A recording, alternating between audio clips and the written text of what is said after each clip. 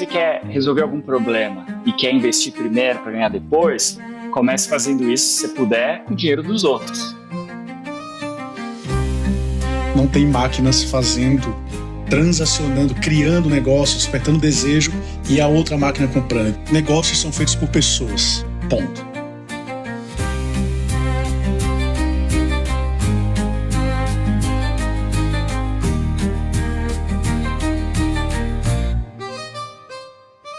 Olá, bem-vindos ao primeiro episódio do Moto Podcast, ideias que inspiram, histórias que conectam. Eu sou Isabela e meu moto é ser útil, transformar meu conhecimento em impacto real.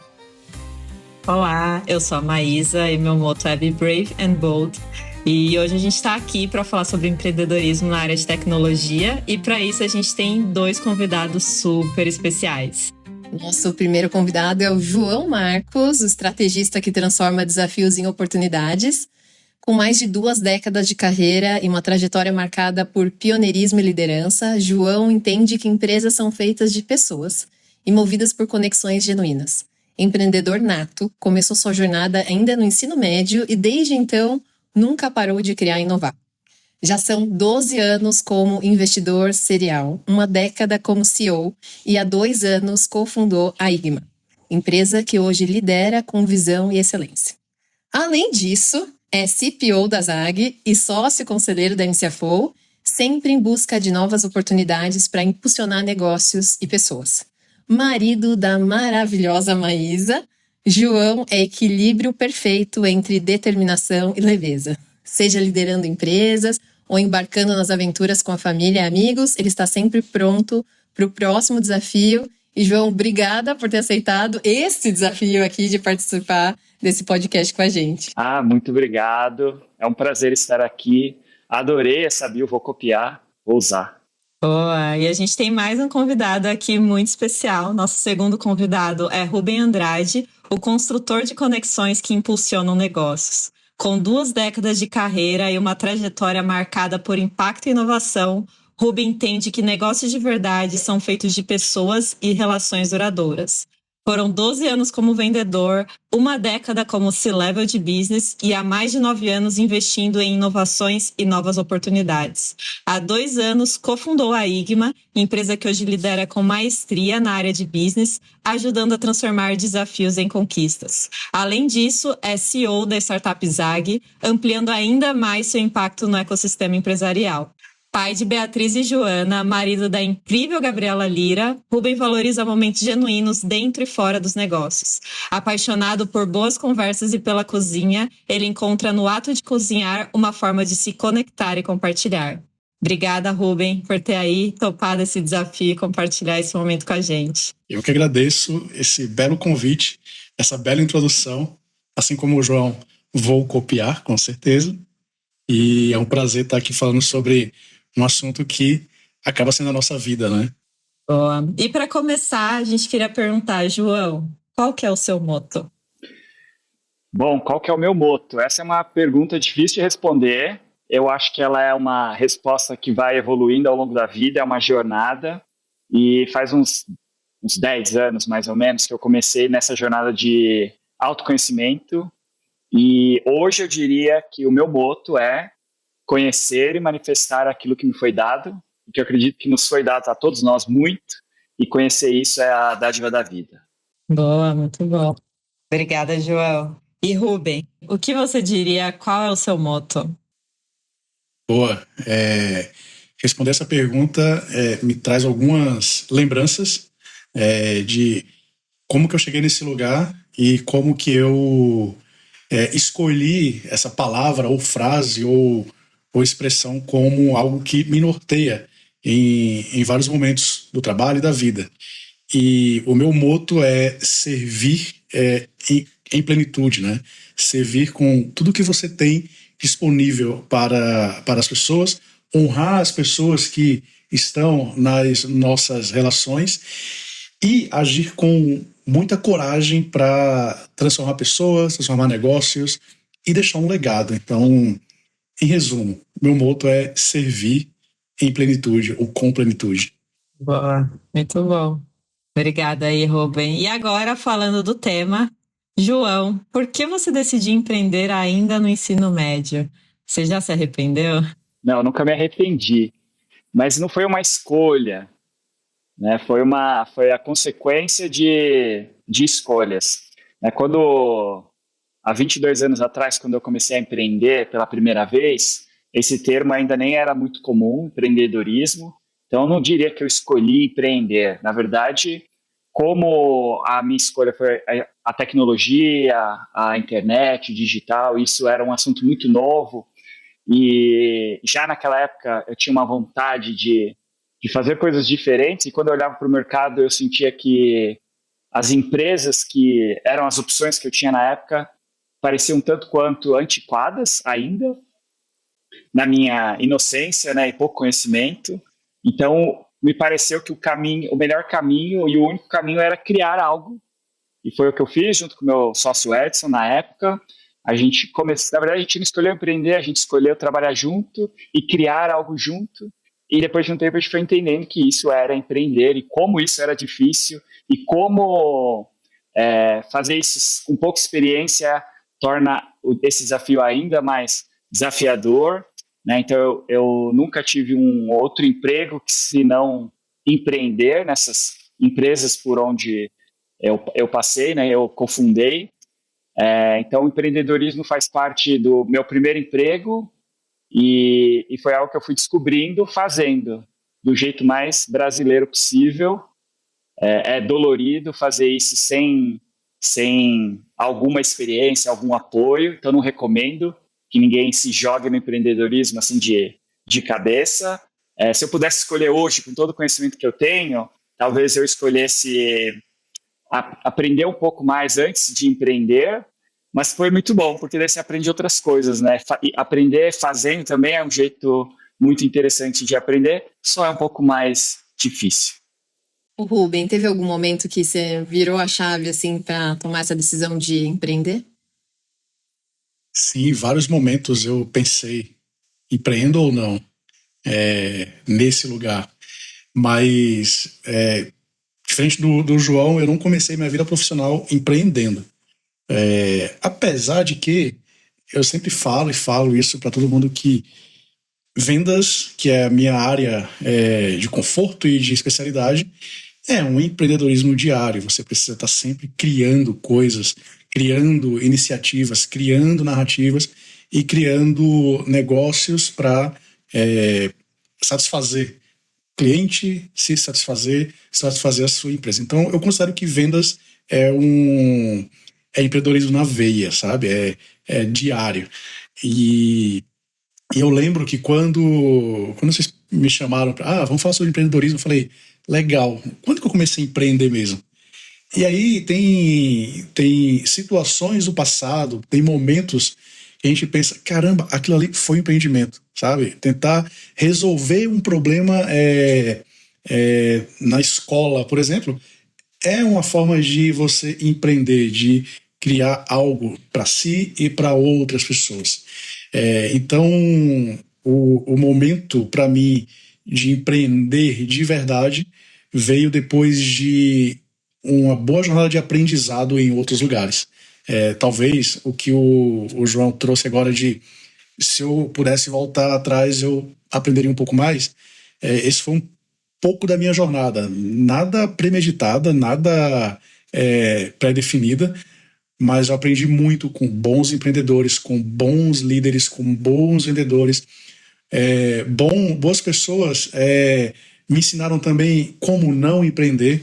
E em determinado momento eu pensei, eu acho que eu posso ser útil para as pessoas, para a sociedade, criando coisas, criando negócios. Então foi depois de uma jornada de 10 a 12 anos de muito aprendizado que eu decidi, tá aí, topo investir nesse lugar. A gente pensou um pouco sobre isso, né? Como não só o C-Level, mas a jornada do empreendedorismo é uma jornada solitária. E vocês acham, Rubem, que você em algum momento se sentiu solitário e que sócios você acredita que ajuda nessa jornada? Boa. Eu, diferente do João, sempre diferente, né? Eu não me sinto muito solitário. Porque eu estou em uma jornada de empreendedorismo, de, de criar negócios que depende muito de eu ir atrás das pessoas, por estar em vendas. Então, eu estou sempre buscando pessoas que complementam, sabe? Que me dão suporte para entregar uma proposta, que me dão suporte para entregar um projeto, para encontrar o cliente perfeito. Então, eu não sinto essa solidão. Mas com relação a sócios, principalmente, uma das melhores coisas, isso eu aprendi com o João, inclusive, é valorizar as pessoas que estão dividindo com você uma carga que, como empreendedor, na maioria das vezes você leva sozinho. Então, se você começa um negócio sozinho, com mais um sócio, essa carga é dividida por um ou por dois. Você tem 3, 4, 5 sócios, imagina que essa carga é dividida entre todos eles. Lógico, cada sócio responde à sua maneira pela carga, e você começa a entender com quem que eu compartilho essa dificuldade, com quem eu compartilho essa dor. Então, a solidão em vendas existe bem menos, e quando você tem pessoas especialistas, competentes, que você se casa no seu negócio, que é literalmente um casamento, você consegue dividir as cargas para andar um pouco mais leve, andar um pouco mais rápido. Isso, para mim, a primeira vez que eu ouvi isso de uma pessoa foi meio que libertador. Eu falei, faz sentido dividir um pouco, não só desse peso, mas por dividir esse peso, eu divido também os bônus, né? Eu divido também os lucros, os resultados excelentes de um negócio. Então, essa visão de compartilhar, ter sócios, tem sido, nos últimos anos, um belo de um aprendizado para mim, principalmente nesse lugar de andar mais rápido, não andando sozinho. E falando de escolha de sócios, é um casamento. Um casamento. Como que vocês, um passo antes da escolha do sócio, o que vocês identificam nesse possível parceiro para dizer assim, essa pessoa pode ser um bom sócio e aí então acabar se tornando essa pessoa? Eu sou uma pessoa naturalmente controladora. Ou era uma pessoa controladora. E quando você é controlador, é muito melhor ir sozinho, né? Porque você toma todas as decisões. Daí a frase, né? Sozinho você vai mais rápido, mas junto você vai mais longe. Então eu aprendi que se eu quero ir longe, se eu quero construir empresas perenes, jogar o jogo do game infinito, né? Que o oposto àquela cultura exploradora, que você vai num lugar, explora tudo que tem, acaba, você vai para o próximo. Né? Para você criar algo que vai permanecer, que vai deixar um legado, você precisa pensar no longo prazo. Então eu fui aprendendo é melhor ter menos controle e chegar mais longe, e daí você vai precisar dividir. E por isso que eu tenho mais de uma dezena de sócios, eu tenho muitos sócios, o que é maravilhoso, né? E a primeira, como escolher, né? Eu vou falar antes como lidar. Primeiro que você tem que aprender a lidar com gente diferente. Né? Esse negócio de sócio, todo mundo é igual, você vai achar 1, 2, e é muito pouco, né? Então, aprender a lidar com pessoas diferentes. Essa é uma das soft skills mais importantes no mundo dos negócios, é aprender a lidar com o máximo de tipos diferentes de pessoas. Se você domina a arte de lidar com pessoas mais assim, mais assado, quanto mais variedade você tem, mais rápido, com mais gente você consegue avançar. Agora, o que você não pode, mesmo com essa habilidade de lidar com gente diferente, o que você não pode abrir mão? De valores, né? Meio clichê isso, mas é valores. Se você tem os mesmos valores, não as mesmas ideias, as mesmas opiniões, os mesmos gostos, mas os mesmos valores, já é 50% do caminho. Porque sem os mesmos valores, a coisa vai desandar em algum momento. É só uma questão de oportunidade. Até porque é melhor que não tenha as mesmas opiniões, né? Sim, que não sejam com iguais as certeza. opiniões. E a segunda parte é complementariedade, né? Então, de um lado, valores comuns, pelo menos ali o core dos valores precisam ser os mesmos, e depois complementariedade, o que significa, às vezes, divergência. só que essa divergência é uma divergência rica. Então, mais tecnicamente, eu diria que para cada tipo de negócio, você precisa de pessoas com os mesmos valores e as complementariedades que te faltam para aquele negócio ser um sucesso. Então, quando eu penso numa empreitada, eu penso quais são os pilares para enfrentar isso. O que eu já tenho aqui na mesa? Eu tenho isso aqui. O que falta? Falta esses 2, 3. Então, eu preciso trazer pessoas que supram essas necessidades. Mas daí depende de negócio para negócio. Mas é isso, valores. Até porque se você encontrar alguém que tem os mesmos valores e gosta da mesma ideia que você, se você ficar tempo suficiente com essa pessoa, em algum momento vocês vão se distanciar nesses desejos. É impossível que duas pessoas, por muitas décadas, continuem querendo a mesma coisa. Então, o mais importante são os valores, depois esses interesses comuns, essas complementariedades. Vou responder uma coisa mais simples e até menos... Foi mal. Menos romântico. Menos romântica, menos complexa, porque valores você precisa ter uma sensibilidade também, mas você percebe se aquela pessoa tem os mesmos valores que você ou não.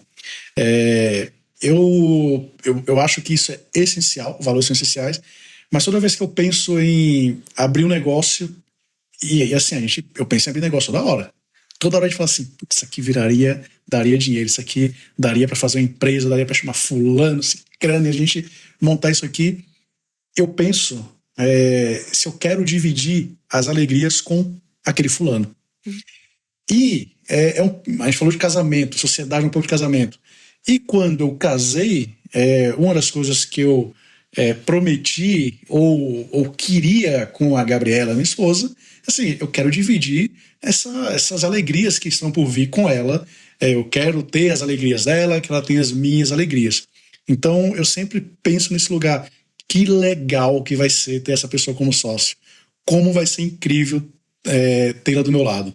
Lógico que não dá para esquecer valores, não dá para esquecer competência também, mas eu sou muito movido pela vontade de trabalhar com aquela pessoa. E isso me faz acertar, na maioria das vezes, e já me fez errar muito também em como escolher um sócio. Então, só esse lugar da diversão, para mim, é um lugar muito especial, que eu acho que faz muito sentido, sabe? Você se divertir nessa jornada de empreender.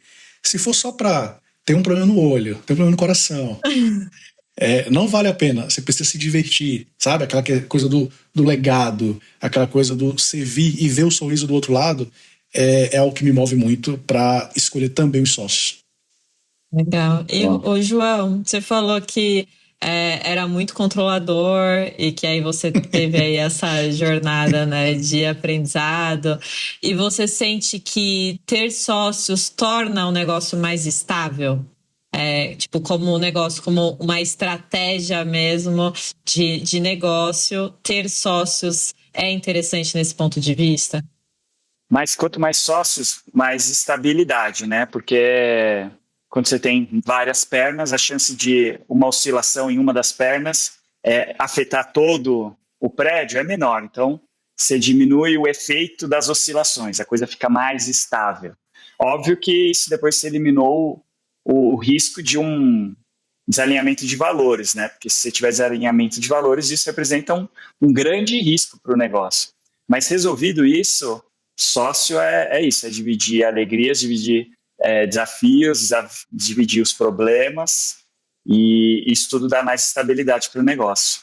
Já se arrependeu? Já? Eu já. Mas você percebe, tipo, teve uma coisa que a pessoa fez, que você falou, putz, isso aqui não dá? Ou foi gotinha por gotinha até chegar num limite, por exemplo? Uma vez sim, a gente não tinha nem chegado a se tornar sócia ainda, e a pessoa agiu de uma forma e falou assim, opa, não quero isso, porque sabe aquela questão dos valores? Uhum. Não dá para ser só diversão, tem que ter valores, tem que ter respeito pelo negócio também. E quando a pessoa agiu de uma forma e falou assim, opa, calma, melhor não, melhor ir para o outro caminho. Então, dessa vez eu consegui me desvencilhar. Na verdade, nem me aliei, né? nem me casei nesse caso. Uhum. Mas na maioria das vezes que eu me arrependi de ter algum sócio ou de ter um sócio, é mais pelo comportamento empreendedor, ou pela falta dele, sabe? Assim, a pessoa não se porta como dono em todos os momentos. Ela se porta como dono nos momentos mais, talvez nem seja glamuroso, né? Assim, de liderar, de querer tomar decisão. Mas tem uma coisa que o dono faz que ninguém vê, que o dono, quando precisa, ele varre o chão também da loja. Ele limpa as janelas, ele faz o trabalho que não é o glamuroso, não é aquilo que todo mundo vê, ele é dono, ele é empresário. Então, essa falta desse comportamento empreendedor já me fez se arrepender de ter sócios no passado. Muito bom. E você, João, você acha que se alguém tiver querendo empreender, qual dica você daria? É que, como eu falei, eu nunca escolhi empreender. Empreender foi a melhor ferramenta para fazer o que eu queria. Né? Então, por exemplo, se você quer vender pão que não existe, daí talvez você tenha que empreender. Mas se você quer ser chefe num restaurante famoso, daí você vai trabalhar num restaurante. Então, eu nunca escolhi assim, eu quero empreender, não sei o quê, mas eu quero fazer alguma coisa que seja minha. Né? Então, se alguém está querendo empreender, se você acredita que empreender é ganhar muito dinheiro trabalhando menos e de forma mais flexível e do seu jeito, não é isso que é empreender. Empreender é, em primeiro lugar, resolver algum problema, de preferência um grande problema de muita gente, e fazer isso investindo antes para ganhar depois. Então, essa visão de longo prazo. Então, vou resolver um problema onde primeiro eu perco para depois ganhar. E se é isso que você quer fazer, daí talvez empreendedorismo seja a melhor ferramenta para você alcançar esse objetivo. Mas uma coisa que a gente já conversou, e eu repito aqui, se você quer resolver algum problema e quer investir primeiro para ganhar depois, comece fazendo isso, se você puder, com o dinheiro dos outros. E porque você não precisa ter uma empresa para ter e desenvolver os comportamentos empreendedores, que são duas coisas diferentes. Se você tem uma empresa, você tem que empreender. Mas você não precisa ter uma empresa para desenvolver seus comportamentos empreendedores. E quais são? São muitos comportamentos empreendedores. Né? Por Empretec tem, acho que são 7 comportamentos. Tem liderança, tem negociação, tem poder, tem, enfim, vários comportamentos, mas os que eu destacaria aqui é esse, assim. Em qualquer lugar que você estiver, você quer resolver um problema e gerar um resultado.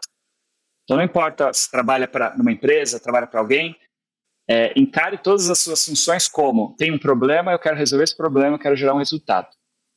E eu quero fazer isso pensando no longo prazo. Então, eu não vou fazer só, se estão me dando 5, eu vou fazer 5. Isso é ok, né? O combinado não é caro, mas se você quer desenvolver suas habilidades empreendedoras, pense assim: eu vou fazer 6, eu vou fazer 7, porque eu acredito que esse a mais vai me trazer retorno, seja de aprendizado, seja de retorno mesmo. A empresa reconhecendo esse seu a mais e te recompensando depois. Então, você tem que ter uma visão de longo prazo. Se você acha que não vale a pena se desperdiçar, se gastar, não vale a pena arriscar, então o seu lugar, o seu caminho não deveria ser o empreendedorismo. Outro comportamento empreendedor bem importante é relacionamento com pessoas. Você vai precisar negociar, você vai precisar liderar, você vai precisar convencer, você vai precisar trazer, liderar. Então, negociação, liderança, relacionamento, todas essas questões interpessoais que são importantes para todo bom profissional, no empreendedorismo eles ganham uma importância ainda maior. O outro é comunicação também. Então, né, comunicação é conversar, se fazer entender, convencer, conseguir transmitir uma ideia. E tudo isso que eu estou falando, repare, dá para você fazer em qualquer lugar. Então, se alguém quer empreender, se possível, faça com o dinheiro dos outros. Se não der, aí se arrisque. Mas se der, faça isso e desenvolva essas habilidades. Pensa que o problema é seu também, e que você quer muito resolver, e que o resultado disso vai ser bom para você também, e vá desenvolvendo essas habilidades. Isso vai tornar sua jornada no futuro muito mais fácil. E tem um lado bom, tem vários lados bons, mas vou falar desse agora, que é de você estar construindo sua empresa, é escolher com quem você quer trabalhar. Então, você vai fazer o papel ali de selecionar as pessoas com que você acredita ali que vão trabalhar com você e que vai dar certo. Então, acho que uma grande vantagem é essa quando você tem essa posição aí. Aí vocês tiveram, com certeza, várias oportunidades de recrutar essas pessoas. Vocês conseguem identificar já ali, é lógico, a gente acredita, né? No primeiro momento, você acredita que essa pessoa ela vai ser boa, porque a entrevista é curta ali. Mas vocês já conseguem identificar quem vão ser as pessoas que vão ter esse perfil e que são ideais ali para aquele trabalho? Tipo, já é uma coisa que na prática já ajudou muito vocês a escolher? Como que foi isso para vocês? Eu consigo identificar. Essa questão do recrutamento, da escolha de pessoas para você trabalhar que serão possíveis sócios, é algo bem desafiador, bem difícil. Eu tenho um método que eu escolho para pessoas trabalharem comigo. Se elas vão ser sócias ou não, leva um tempo. E quando eu escolhi rápido, pouco tempo depois eu falei assim, errei. Beleza, faz parte. E faz parte errar nesse processo. Erra pra caramba. Mas eu acho que acerta mais, viu? E quando acerta, é recompensador. Mas voltando às pessoas no recrutamento, tem um comportamento que isso me faz não escolher uma pessoa quando é para um lugar de liderança futura, principalmente, que essa pessoa reclama de trabalho ou reclama de algum trabalho do passado. Sabe, fala mal, por que eu tô saindo desse lugar? Ou eu tô deixando de ser sócio por causa desse problema. E eu não quero saber problemas de outra empresa. Assim, tem uma coisa que eu não quero saber, é problema dos outros, porque eu já tenho muito para resolver. E eu não quero pessoas que fomentem, falem do problema da empresa dos outros ou do negócio dos outros. Falem mal de pessoas.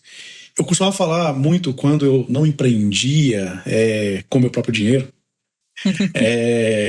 Falar para as pessoas assim, alguém vem me reclamar, viu o que fulano fez, viu? Eu tinha um chefe que ele era bem grosso assim com as pessoas, sabe? Bem duro. Eu não achava ruim, eu achava a grosseria dele um pouco no lugar de motivar. Mas ele era bem duro com as pessoas. E aí as pessoas iam reclamar, eu falei, cara, você tá achando ruim? Abre a sua empresa. Vai tratar as pessoas diferente. Abre o seu negócio. Lá você faz do jeito que você quiser. Lá você implementa a cultura que você quiser. E a pessoa, sabe, isso era meio que um repelente. A pessoa fala assim, tô vindo falar um problema pra você. Não quero saber de problema da empresa. Vou falar de outras coisas, sabe? É uma coisa que pra mim nunca teve muito cabimento. Falar, um profissional falar mal do seu próprio trabalho. E é uma coisa que a gente leva hoje na IGMA muito a sério, esse lugar, tipo, a gente quer pessoas apaixonadas pelo trabalho e apaixonadas por resolver os problemas que surgem no trabalho. Não que só critiquem, sabe? Que abram a salinha, abram espaço para falar de outro. E assim, tudo bem desabafar. Tudo bem desabafar. Mas você percebe quando o desabafo ou quando é uma reclamação. E são coisas diferentes. Desabafo e reclamação são coisas bem diferentes. Então, para mim, essa é a forma de você selecionar o meu futuro sócio, o futuro empreendedor, a pessoa que vai trabalhar comigo, o futuro líder da minha empresa, de uma outra pessoa. Às vezes a pessoa nem tem uma competência tão elevada, mas ela é tão afim de trabalhar, fala assim, cara, é só colocar nos trilhos, sabe? Tipo, vamos colocar nos trilhos da pessoa, vamos colocar processo, vamos colocar framework, vamos colocar método e a pessoa vai. Pode demorar, Sim. Mas vai. Sim. Eu nunca tinha pensado dessa forma, mas é um jeito muito bom de... Talvez, com certeza, a gente faça isso intuitivamente, mas essa é uma boa régua. É assim, sócio é aquela pessoa que tem comunhão de valores core, comuns, e um conjunto de habilidades complementares. Talvez para recrutar, a gente deveria usar a mesma perspectiva, é preciso de alguém com os mesmos valores e com as habilidades complementares, só que potencial para isso. Em pessoas onde eu enxergo o potencial de um dia virar meu sócio. Então, se você contratar assim, essa pessoa tem potencial para um dia virar meu sócio, porque sócio é aquela pessoa que já está pronta, já tem os valores e já tem essas competências. Não se alia um sócio e fala assim, nossa, aí daqui 10 anos, hein, vai poder me ajudar muito. Assim, é uma pessoa que já conseguiria hoje complementar no negócio. E a pessoa que você vai contratar essa tem potencial para um dia virar meu sócio. Não necessariamente vai virar, mas se você usar essa régua, acho que você acerta muito mais. Mas aí falando, como o Rubem falou também, que características, eu acho que são as características que a gente olha, que são comuns aqui, uma delas é entusiasmo, né? E a reclamação está do lado oposto do entusiasmo, porque assim, tudo tem seu lado positivo e negativo. A questão é que, para onde você olha? Você chega num lugar, você vê lá uma coisa bonita e vê um defeito. Para onde vai a sua atenção? A pessoa entusiasmada é aquela que está sempre olhando para as coisas incríveis dos lugares por onde ela passou. Então, ela é uma pessoa entusiasmada, ela vê a beleza das coisas. Então, uma coisa é entusiasmada. Outra coisa é trabalhadora. Trabalhadora responsável, inegociável. Outra coisa é que resolve problemas. A gente traz pessoas para perto para ter mais gente para resolver problemas. A outra é que está buscando sempre evoluir. Ninguém é obrigado a evoluir, mas eu não quero perto de mim pessoas que não estão querendo evoluir, que não só eu sempre falo, não importa em que estágio você esteja, é importante a sua trajetória. Se você for muito bom, mas está parado ali, não serve. Se você for muito iniciante, mas está se desenvolvendo, é isso que a gente está procurando, esse potencial. Viu? O João é muito mais completo aí, ó. Tem 15 listas. O meu é assim, se só não reclamar. Se só não reclamar. 90%. Já tá muito bom. E ainda assim tá difícil, né? Exato. Se você só não reclamar, você trabalha comigo. Trabalha comigo, de boa. Com o João, a régua tem que ter potencial. Sim, entendi. Mas eu tinha essa curiosidade com o João sobre essa régua da excelência. De se você acha que isso foi aumentando ao longo da vida, se você sempre foi muito exigente, como que você enxerga, como você encara a excelência atualmente? Eu acho que eu sempre fui exigente, mas eu estou aprendendo a ser um exigente bom. O que é um exigente bom? É entender que as pessoas são diferentes e que se você souber olhar o que aquela pessoa tem de melhor para somar num grupo, é mais importante do que ficar procurando um monte de pessoas que sejam igual a você ou ao que você acha que é a coisa boa, né? Então você tenta montar uma empresa com um monte de gente daquilo que você acha que é o bom. Eu fui aprendendo a ver valor em vários lugares diferentes. Então a exigência continua, mas é uma exigência que enxerga essa pessoa quer mais de pessoas, essa pessoa quer mais técnica, essa pessoa vai ajudar muito com problemas críticos, essa aqui é muito boa de sustentar e manter as coisas. E todas essas coisas são necessárias, né? Então isso foi uma coisa que eu fui aprendendo a continuar sendo exigente, mas entender que exigência não é trazer um monte de gente igual. Boa. Não, eu ia falar de um exemplo de uma pessoa que a gente estava conversando. Isso é um caso nesse lugar de selecionar perfis, sabe? Tipo, era uma pessoa excelente. Tinha, assim, para mim era um padrão assim, uau, vai ser incrível ter essa pessoa liderando aqui. Essa pessoa daqui a pouco pode estar no meu lugar. E isso é uma coisa legal. Escolher pessoas que você enxerga que podem te substituir em pouco ou médio tempo. Muito tempo, tem muita gente, mas em pouco, médio tempo, se tiver condições, traz porque é uma coisa legal.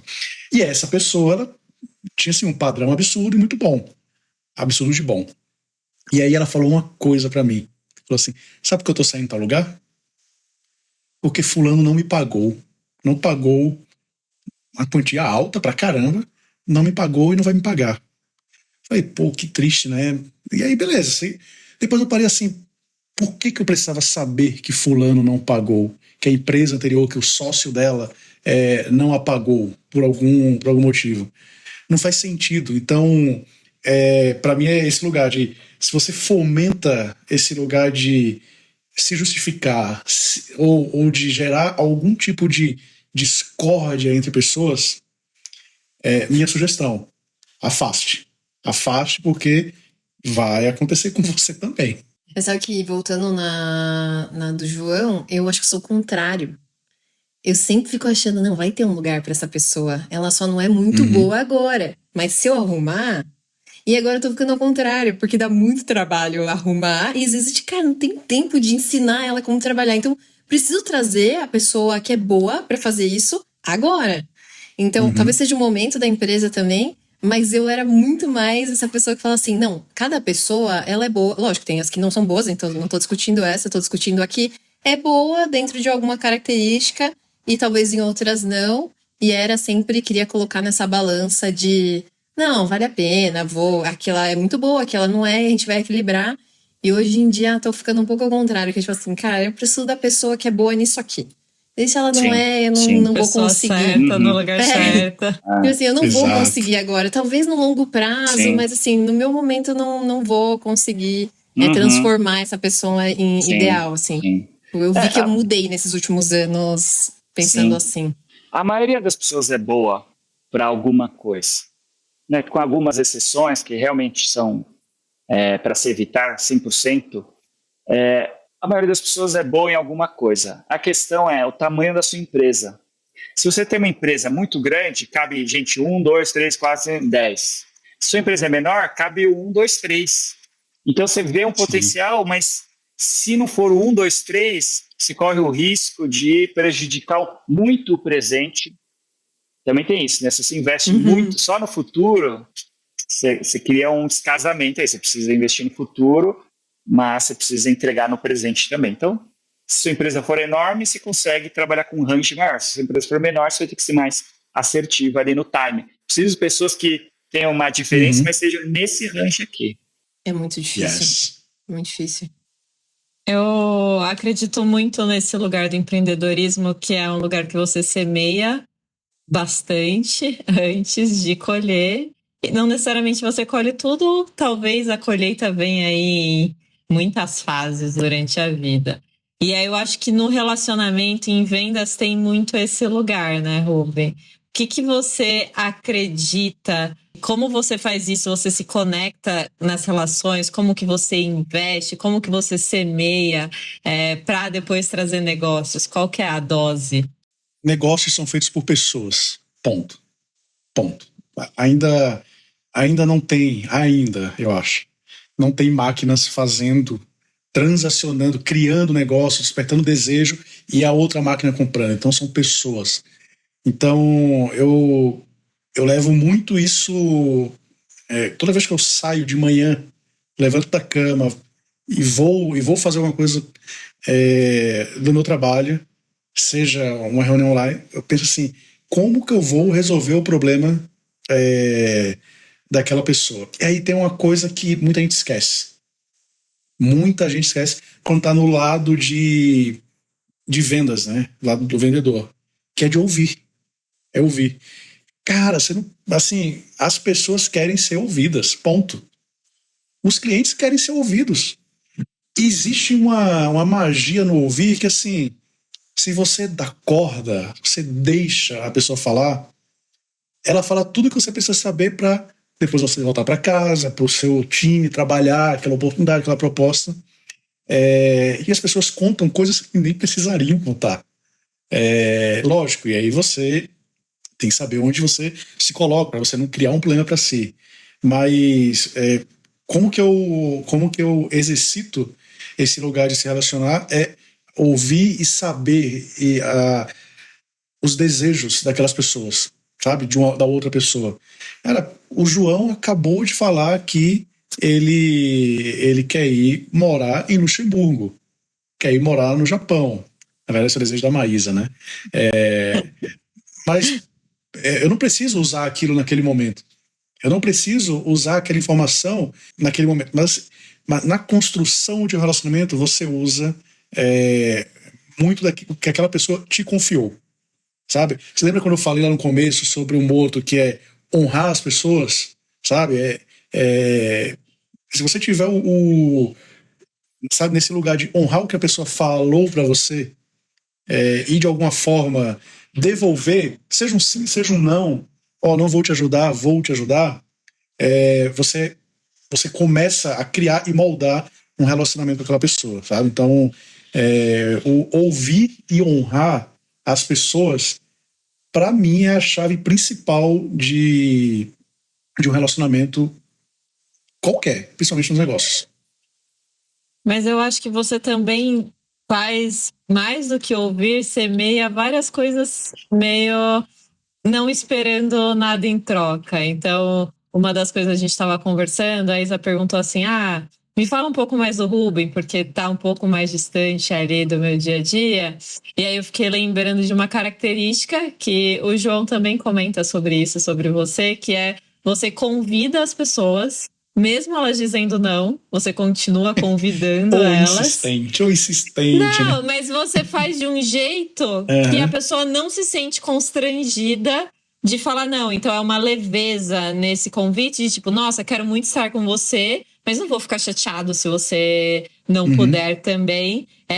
E ao mesmo tempo você continua convidando. Então, assim, são características que eu considero assim, você tá fazendo os dois lados, né? Tanto não ficando chateado como insistindo, continuando. Insistir no relacionamento, né?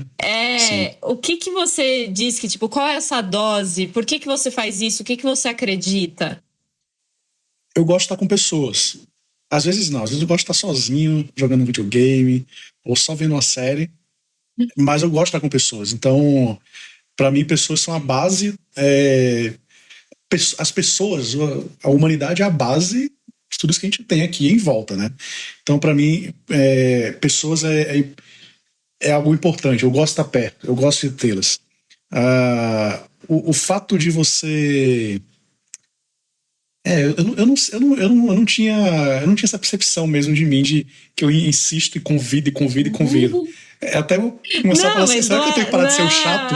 Não, mas não é de um jeito chato, porque é isso que eu acho que isso que é a coisa mais intrigante, porque tem gente que ela quer tanto, e aí ela insiste de um jeito e fica chateada se você não aceita o convite. Então as pessoas às vezes ficam, vou porque eu não quero deixar a pessoa chateada, mas você tipo consegue dosar essas duas coisas, o que é uma combinação muito interessante. Sim, tem uma coisa, mas aqui isso eu aprendi desde cedo, desde muito cedo mesmo, que assim, todo mundo tem segundas intenções. Assim, a gente tá aqui por quê? Tem intenções que você declara, tem intenções que você não declara.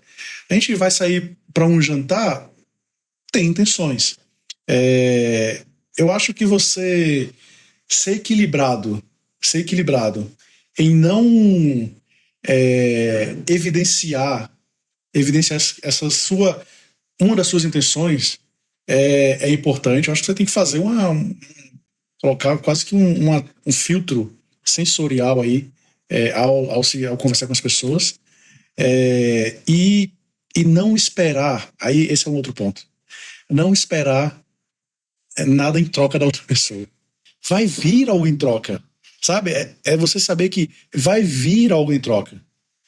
Nenhuma ação fica sem reação. Boa ação fica sem punição. Exato. Nada que você faz não tem uma consequência. Tem uma consequência. E esse é um ponto que é difícil você dosar quando você está liderando um negócio. O desespero. Sabe? O desespero.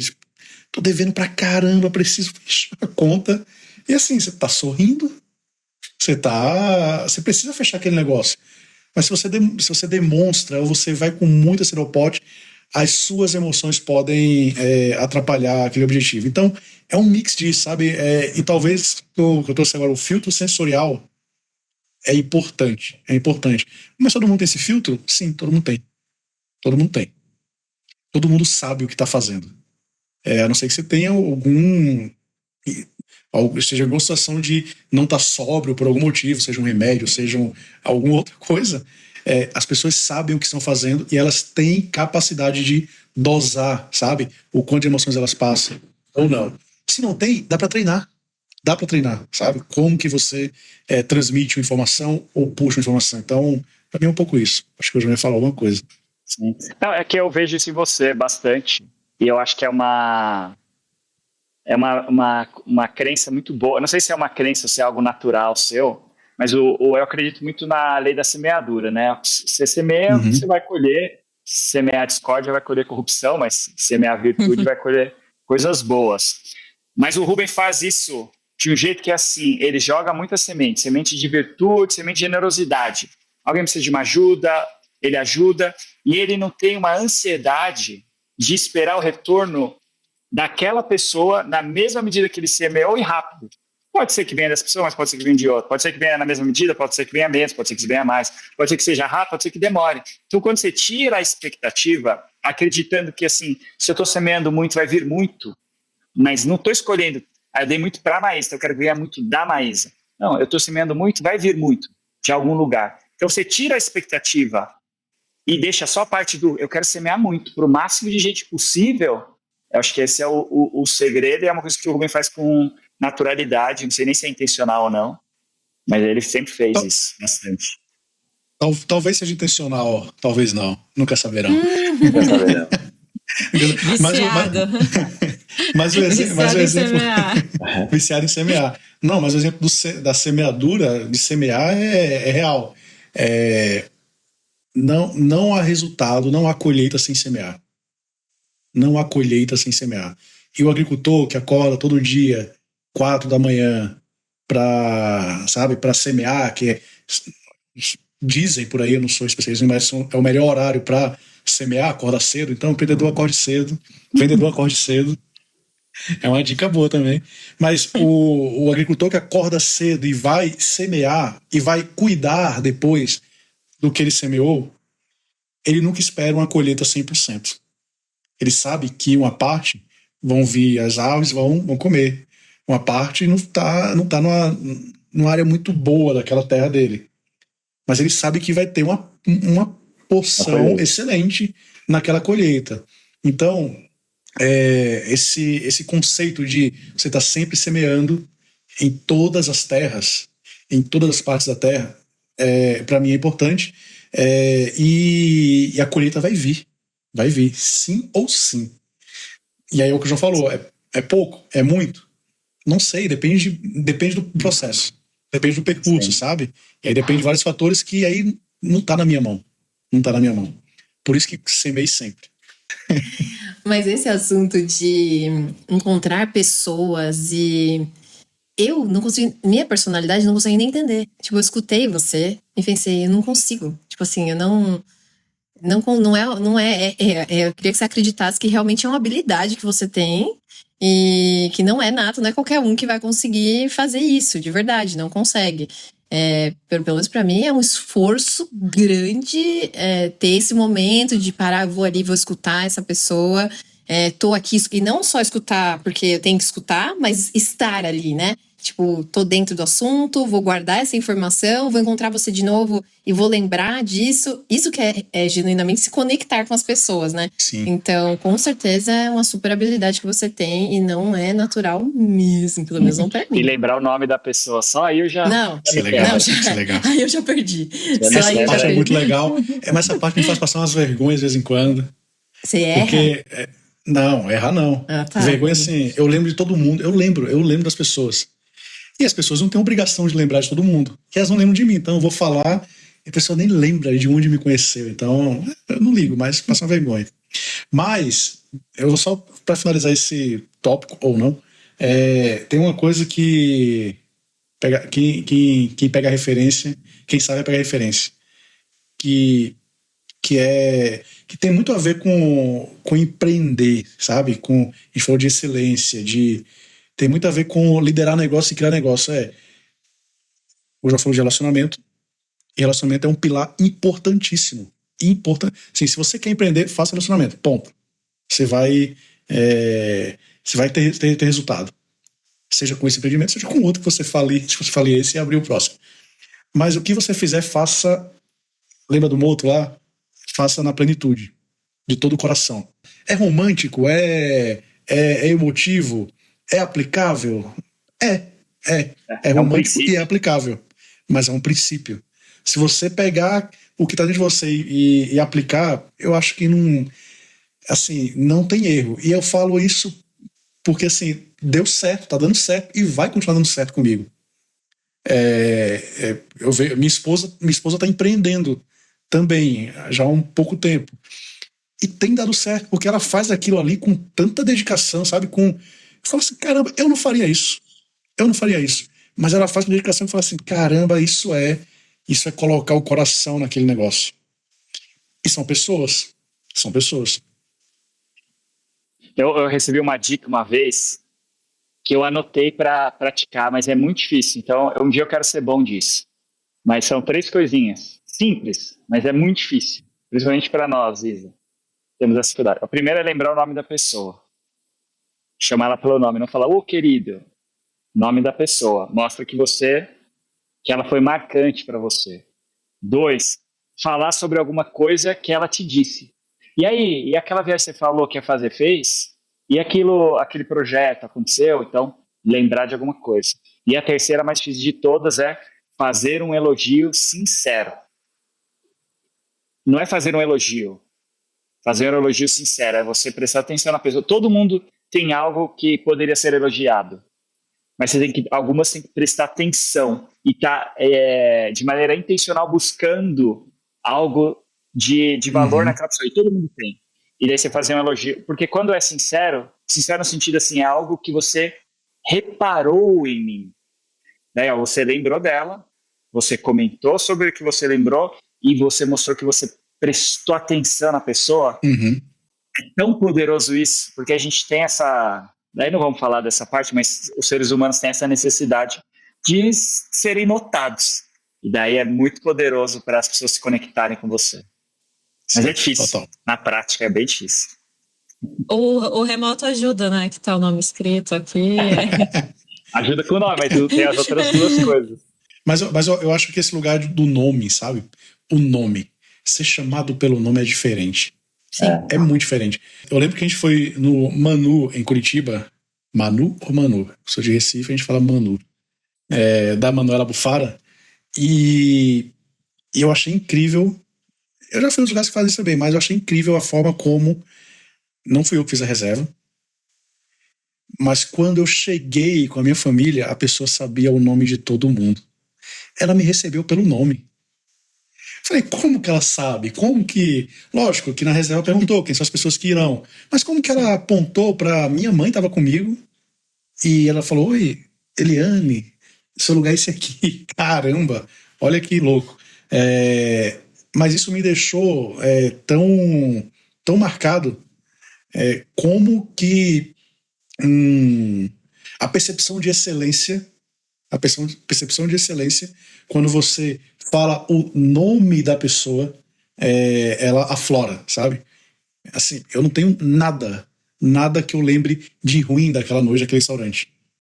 Foi porque ela falou meu nome, a comida realmente era muito boa, era incrível, a sequência de vinhos era muito boa também, mas a coisa que eu mais lembro e eu falo pra todo mundo isso, eles me chamaram pelo nome assim que eu entrei. Toquei a campainha, me chamaram pelo nome. Então, a percepção de que é algo incrível, que é excelente, pra mim, ficou marcado com o meu nome. Mas a gente não tem só momentos bons, incríveis e jantares, noites no Manu. Tem também momentos difíceis nessa trajetória do empreendedorismo. E aí, João, o que você considera você uma pessoa otimista aí? Qual foi o momento mais difícil da sua trajetória? Na verdade, tive muitos momentos difíceis, mas que eu considere momentos muito difíceis foram poucos.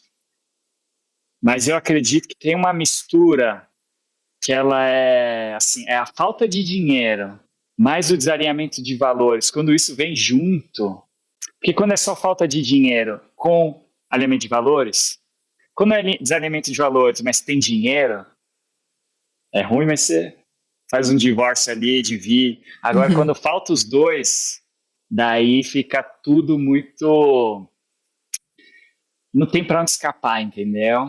É a caldeira que ferveu e não dá para escapar. É porque o outro, assim, faltou dinheiro, mas tem alimento de valores, vamos lá, vamos resolver, vamos transformar esse limão em limonada. Quando tem desalinhamento de valores, mas tem dinheiro, assim, beleza, foi bom enquanto durou, tá aqui sua parte. Agora, quando tem os dois, daí aperta. E daí, assim, depois de algumas vezes, eu aprendi que todo momento difícil produz um aprendizado que tem muito valor. Então, você fica assim, poxa, valeu a pena. Então, se passar por momentos difíceis produz coisas boas, eu deveria desejar mais momentos difíceis. E eu lembro de uma época de eu falar assim, já vi um momento difícil agora, né, para eu aprender, mas eu não quero agora. Ou então de vir eu falar, isso aqui vai resultar em algo positivo, mas não precisava ser tanto, eu não queria tanto resultado positivo assim.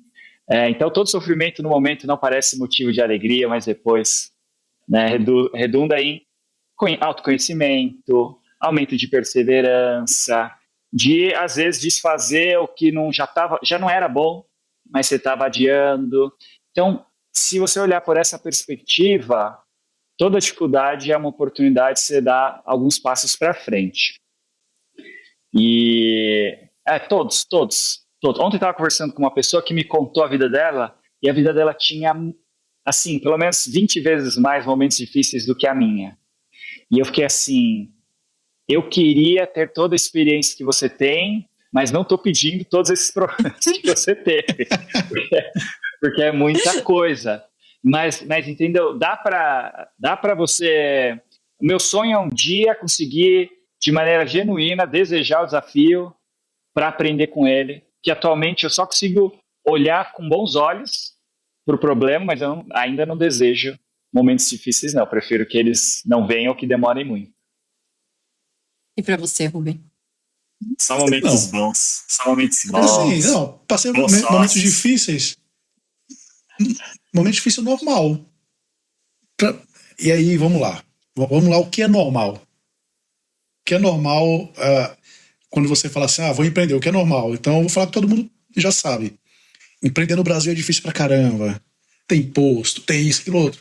Para mim, isso não é uma dificuldade exacerbada. Então, o que o João trouxe aqui é algo mais que é mais profundo, que tocou nele, que fez ele mudar. Eu, de verdade, nunca passei por um momento difícil empreendendo. Calma, difícil. Vai vir. Não fala. Vai vir. Difícil que me fez mudar drasticamente, tomar decisões mais sérias. Mas para mim, a parte mais complexa e difícil de lidar com o negócio é desfazer o negócio. Sabe? É voltar atrás. Voltar atrás não dá mais, esse negócio não deu certo por N motivos. Tem um pouco de vergonha, sabe? Com fracasso, que para mim é um pouco difícil de aceitar. E aí, esse é um ponto interessante, porque talvez por não aceitar tanto isso, eu até levo coisas até muito à frente, sabe? Muito, muito adiante, sem necessidade. Então, para mim, essa é a dificuldade maior que eu já enfrentei empreendendo, que é desfazer coisas. É entender que acabou. Nem sei se é tão importante assim isso. É muito importante. É importante. Isso só aprende passando. Não tem como saber como que você vai reagir, entender que não deu, que não dá mais, que vai ter que ter um outro negócio, uma outra coisa.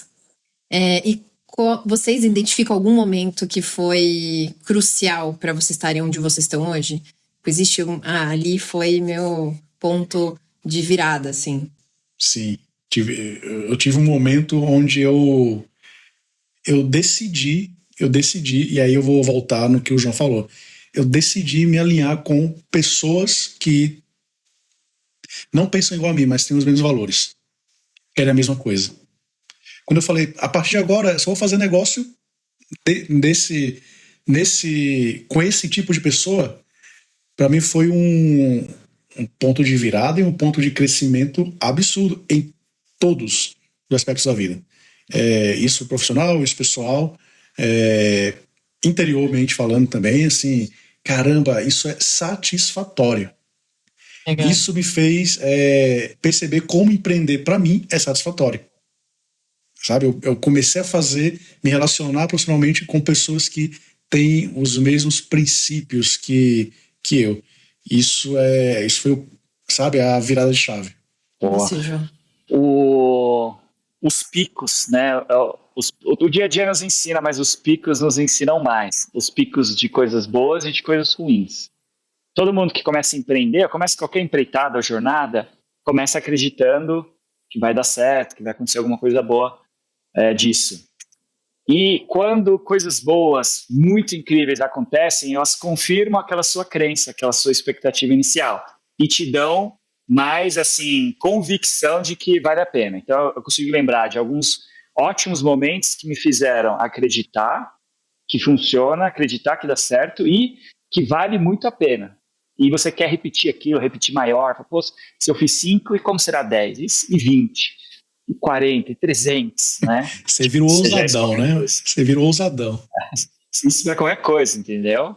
Para realização, para faturamento, para qualidade. Né? Você entregou 5 e falou, vamos entregar 10. Então, as coisas boas fazem, aumentam a sua convicção das suas crenças iniciais e até aumentam elas. E as coisas difíceis são bem importantes porque elas te ajudam a eliminar as coisas que aumentam as chances de dar errado. Ou focar mais nas coisas que têm chance de dar certo. Então, as coisas que dão muito ruim fazem você caminhar com mais assertividade, com menos erro dali para frente. Então, acho que precisa das duas coisas. Acho que se entrar com essa perspectiva, assim, vai ter coisas muito boas que vão me confirmar e me animar, e vão ter momentos difíceis que vão me ajudar a evitar perder tempo. Daí você vai avançando dessa maneira. E qual você considera aí que foi algumas dessas vitórias nesse processo que te marcaram e que te trazem ainda, tipo, lembrança para a esperança, né? Alimenta, sabe, a alma para, tipo, nossa, vale a pena continuar nessa jornada.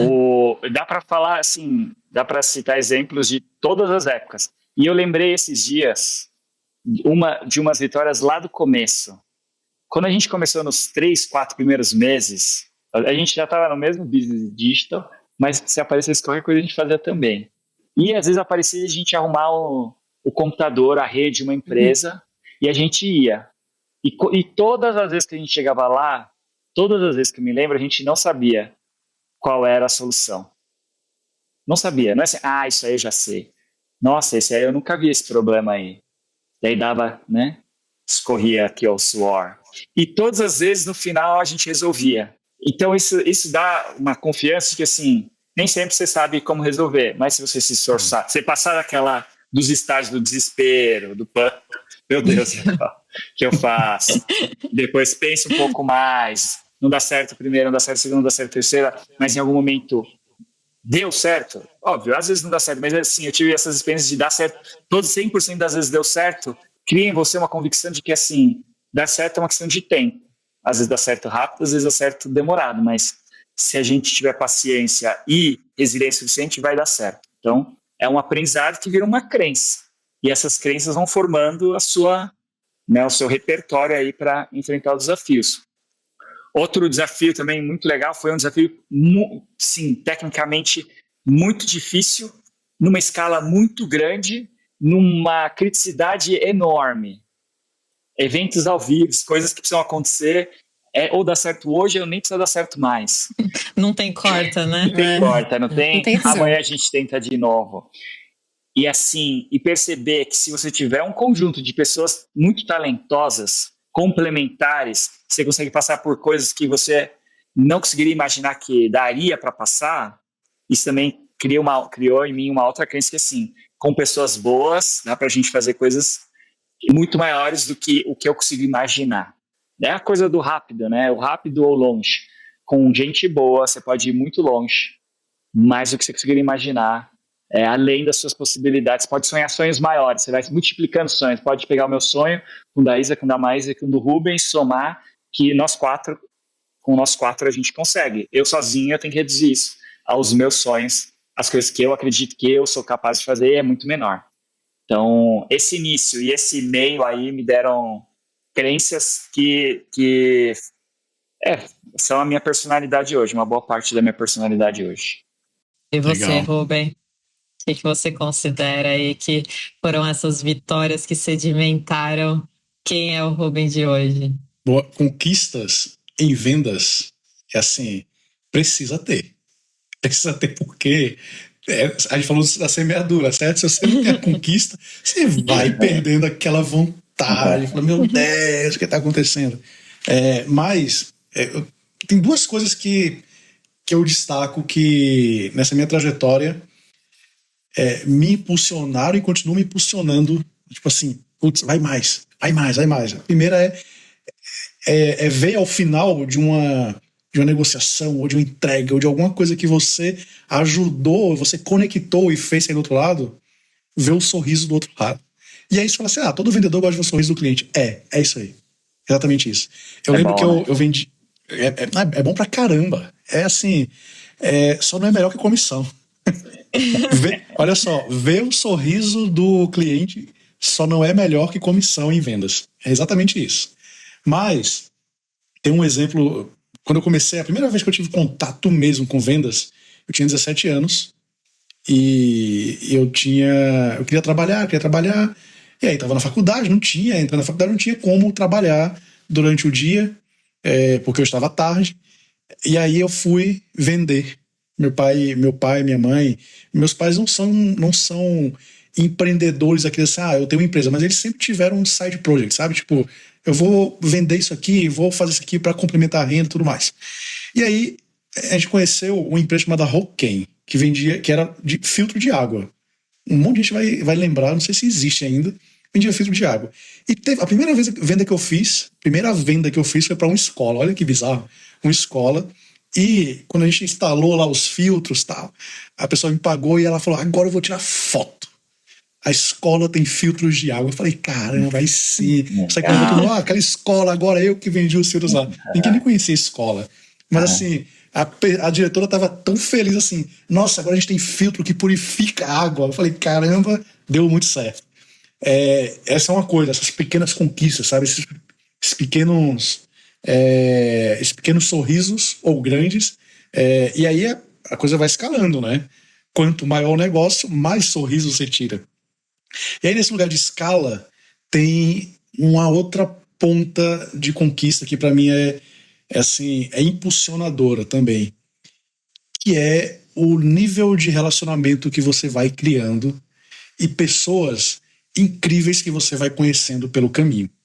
Desde pessoas que entregam, que desenvolvem produtos, desde vendedores, até presidentes de grandes empresas que você fala assim, caramba, eu não imaginava, eu, Rubem, que nasci lá em Vitória de Santo Antão, Pernambuco, não imaginava que estar sentado à mesa com o presidente de uma das maiores empresas do país naquele momento. E lógico, há 10 anos atrás, quando eu vendia para 15, 16 anos atrás, quando eu vendia para o governo, eu falava assim, nossa, que legal, estou entrando na Secretaria de Fazenda, no Tribunal de Justiça, estou vendendo Microsoft aqui, que legal. Olha a escala. Agora eu vendo para as maiores empresas do Brasil. Eu falei assim, caramba, qual que é o próximo passo? Eu não sei ainda. Mas qual que é o próximo passo? Essa conquista aqui, sabe? Esse relacionamento já me motivou a falar assim, tem que ter algo maior. E tem algo maior. Sempre tem algo maior. E você acha que talvez a área de tecnologia te trouxe um pouco disso, porque é uma área muito dinâmica, competitiva, que está sempre em constante mudança, e aí isso casa com o que você é como pessoa, essa busca incessante por novos desafios. Você acha que a tecnologia te chamou por isso? Eu sempre quis trabalhar em tecnologia. Eu sou um programador frustrado, porque eu comecei estudando programação, eu trabalhava... Mas queria ganhar comissão. Não, nessa época nem tanto isso. Eu trabalhava com 12, 13 anos, eu arrumava computador dos amigos do meu pai, fazia imposto de renda para os amigos do meu pai. Maluquice, né, cara? Hoje eu não quero nem fazer o meu. Eu trabalhava, fazia programação. Eu estudei programação, tentei entrar num curso na universidade de programação, de computação, e não passei no vestibular. Não passei, fui fazer o quê? Matemática. Não faz nem sentido isso. Fui fazer matemática. E aí, beleza, fui dar aula. Aí eu fui dar aula de quê? Eu era professor de matemática, mas eu fui dar aula de informática também para alunos, criancinha. Era muito legal isso. Dar aula para criancinha, ensinar a mexer no Word lá e tudo mais. Fui para o Rio de Janeiro fui tentar encontrar alguma coisa na área de matemática e tal. Não rolou, fui trabalhar como suporte técnico porque eu tinha um skill de professor, de programação também. Então, ó, você pode ser um suporte técnico, um consultor aqui para os clientes de um RP famoso no Rio de Janeiro. E aí eu falei, caramba, a tecnologia tá sempre. E aí depois eu entendi que, caramba, tecnologia. Se tá, desde lá que eu tinha 12 anos, na minha cabeça, né? Tá muito antes. 12 anos, tá. Sempre tem coisa nova, vender isso é lucrativo. É igual vender comida. É igual vender combustível, vender energia. Todo mundo vai ter que comprar. E todo mundo tem que comprar tecnologia. Então, para mim, tecnologia viabilizou por ser um sonho antigo, sabe? Frustrado na programação, mas não em vendas. Então, eu acho que a tecnologia, sim, viabilizou esse lugar para mim de empreender, de evoluir profissionalmente. E vender tecnologia, para mim, é animal, é assim, incrível, porque eu gosto de ver as pessoas usando. Pra mim, assim, caramba, olha, a pessoa tá usando pra caramba o que eu vendi, o que eu fiz, o que a gente entregou. Então, isso motiva pra caramba. Sempre tem coisas novas para vender, então tem sempre clientes aí precisando consumir. Mas aí, do seu ponto de vista, João, como se manter atualizado, como se diferenciar nesse mercado, porque aí é a corrida para estar, né, sempre nesse lugar. Como que é isso para você? Legal. Ou você tem que ter fascínio. Eu quando era pequeno, bem pequeno, mas criança, minha mãe trabalhava numa editora e essa editora era moderna, tinha computador, tinha os designers gráficos. Então eu ficava vendo ali, no intervalo eles jogavam Prince of Persia, eu falava, meu, isso que é trabalho. Trabalha no computador e depois joga joguinho. Então eu sempre fui muito fascinado. E esse fascínio é o que faz, né, todo geek aí de tecnologia está sempre atualizado. Ou disciplinado também. Se você não tem fascínio, tem a disciplina. Né? Hoje eu tento fazer as duas coisas. Eu me interesso, mas eu também tenho uma rotina de estudar continuamente. Né? Antigamente a gente falava que tinham profissões que precisava estudar para sempre. Hoje eu diria que todas as profissões, ou todos os profissionais vão precisar estudar para sempre. Isso não deveria ser de algumas profissões, mas de tecnologia sempre foi. É impossível você aprender uma coisa e falar, beleza, agora eu sei martelo, vou viver de martelo. Você tem que estar aprendendo sempre e é o que eu gosto, é fascínio, né? Mas se não tiver fascínio, tem a disciplina, também funciona. E aí você consegue passar isso para as pessoas que estão ali efetivamente produzindo e entregando esses produtos para os clientes. Então, como fazer essa cultura do fascínio com essas pessoas que estão ali de diversas áreas, para que o cliente perceba isso também na ponta? Tem alguma estratégia, como que mantém isso vivo na empresa? Eu não sou a melhor pessoa para responder isso, porque assim, tem várias coisas que você pode fazer sim, de incentivar, de promover, de trazer, de facilitar. Então a gente tem hoje na IGMA programas de lifelong learning, que é a ideia de que todo mundo precisa estar aprendendo sempre. Então tem uma série a gente tem benefícios, né? A gente reembolsa se você estiver estudando. A gente também traz ativamente conhecimentos que a gente quer que as pessoas tenham através de workshops, laboratórios. Então, tem muita coisa que pode ser feita. A gente incentiva também a troca entre as pessoas, o compartilhamento de aprendizados. Então, a gente faz o básico ali do que toda empresa de tecnologia tem que fazer, que é estimular, trazer e incentivar. Mas tem uma pergunta aí, ainda sem resposta, que é como fazer o outro querer. E ninguém conseguiu responder isso ainda. A coisa mais difícil, se não impossível, é que tem gente tentando ainda descobrir um jeito de fazer o outro querer. Tem uns que já concluíram que é impossível. Então hoje, sim, dentro do que a gente sabe, a gente trabalha assim, se você quer, a gente vai te dar ferramentas. Se você não quer, por enquanto a gente não tem solução para quem não quer. Para quem se você não tem fascínio, eu não vou produzir o fascínio. Óbvio, a gente está sempre estimulando, porque às vezes falta um destravar ali, e acontece mesmo. Mas de regra geral a gente dá comida para os famintos. Então a gente procura os famintos, porque os que não têm fome é difícil encantar. João, e a Igma escolheu focar em grandes empresas. Isso foi uma decisão estratégica? Como que foi? Por que escolher focar em grandes empresas? Legal. Acho que todo projeto, a gente fala que todo projeto ele pode ser fascinante, pode ser incrível. Todo projeto pode. Seja para um pequeno negócio, seja para um grande negócio. Então, do ponto de vista de quem gosta de ver pessoas usando aquilo que você construiu, todo projeto pode ser incrível.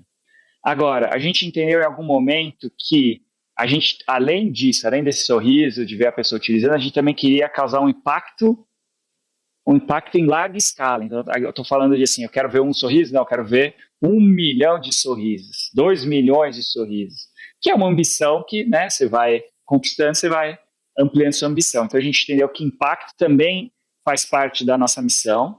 Então, a gente quer resolver problemas do mundo real usando tecnologia e em grande escala, aí tem a ver com impacto, impactando muita gente. E também tem uma questão econômica, né, que tecnologia ainda é muito caro e as grandes empresas elas têm mais condições de investir antes nos projetos que estão ali os mais inovadores, né, os que exigem mais recursos. Essas grandes empresas têm mais condições de financiar isso. Então a gente que gosta de fazer pensou onde a gente vai causar mais impacto e vai conseguir ir mais longe. Então as grandes empresas vieram para resolver essa equação. Mas antes de chegar nesse lugar, a gente percorreu todo o caminho, né? De empresa de 2 pessoas até empresa de 50 mil pessoas.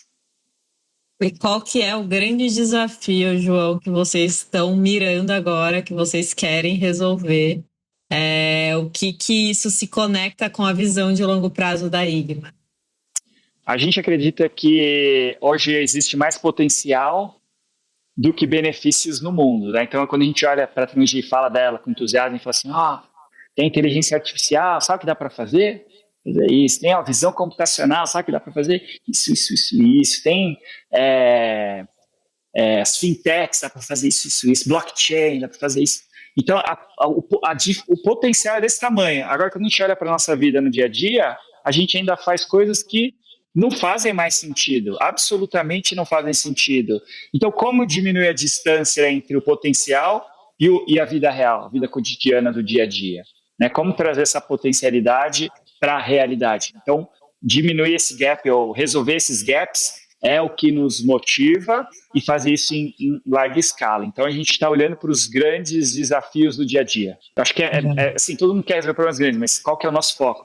Os grandes desafios do dia a dia. A gente não está aqui criando o próximo medicamento que vai curar todas as doenças, que é algo sensacional. A gente tem vários desafios sensacionais que não são nossos.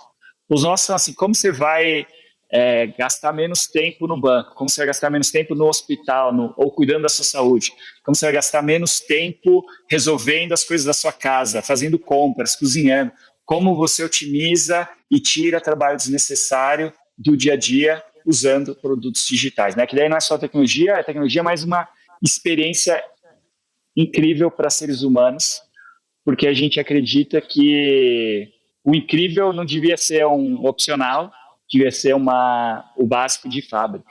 Então, todos os problemas do dia a dia deveriam ser resolvidos de um jeito incrível, que é o que seres humanos gostam. Rubem, e qual que é o cliente ideal para a Igma para conseguir ter acesso a tudo isso? Como que você consegue identificar para fazer esse match? Bom, eu vou conectar essa resposta com o que o João estava falando atrás sobre, sabe, o nosso desejo de escala, sorrisos em escala. Sabe, tipo, fotos do meu produto nas paredes em escala. Como que eu conecto isso com a estratégia da Igma? Hoje a gente busca se relacionar com empresas que têm capacidade e têm condições de entregar na mão das pessoas produtos digitais, serviços digitais, e que consigam entregar tudo aquilo que a gente quer fazer com muita excelência, sabe? De um jeito muito incrível. A gente quer ver na mão de milhões de pessoas. Então, o nosso cliente ideal, se você tem Vamos lá, grandes empresas que têm muitos clientes pessoas físicas, a Igma quer fazer coisas com essas empresas, com essas organizações. Porque o nosso grande objetivo é quanto mais pessoas usarem coisas incríveis, e a gente faz com o que a gente sabe fazer, que é com digital, design, tecnologia, mais o mundo fica próximo de, assim, ser essencialmente de coisas incríveis. Tem muita coisa que não é legal ainda, muita burocracia que no passado foi legal, mas que hoje não faz mais sentido. Então, como a gente acelera, sabe, essa transição do passado para o incrível? O futuro é sempre incrível. Então, eu acho que o nosso grande objetivo com clientes é esse: acelerar o futuro com coisas incríveis. Tem uma propaganda do metrô que exemplifica isso que a gente procura, né? Porque era uma propaganda assim, anuncia aqui por que anunciar no metrô? Porque faça parte do cotidiano de mais de 4 milhões de pessoas. Então é isso, se tem muita gente passando no seu negócio, com certeza você quer proporcionar uma experiência incrível para milhões de pessoas, é muito difícil. Como que faz isso? E aí a tecnologia digital vem como uma grande resposta para fazer um bom atendimento, prestar um bom serviço, mesmo para milhões de pessoas. E aí, metrô de São Paulo, estamos aqui, hein? Metrô de São Paulo, me liga. Muito bom. Estou esperando essa ligação.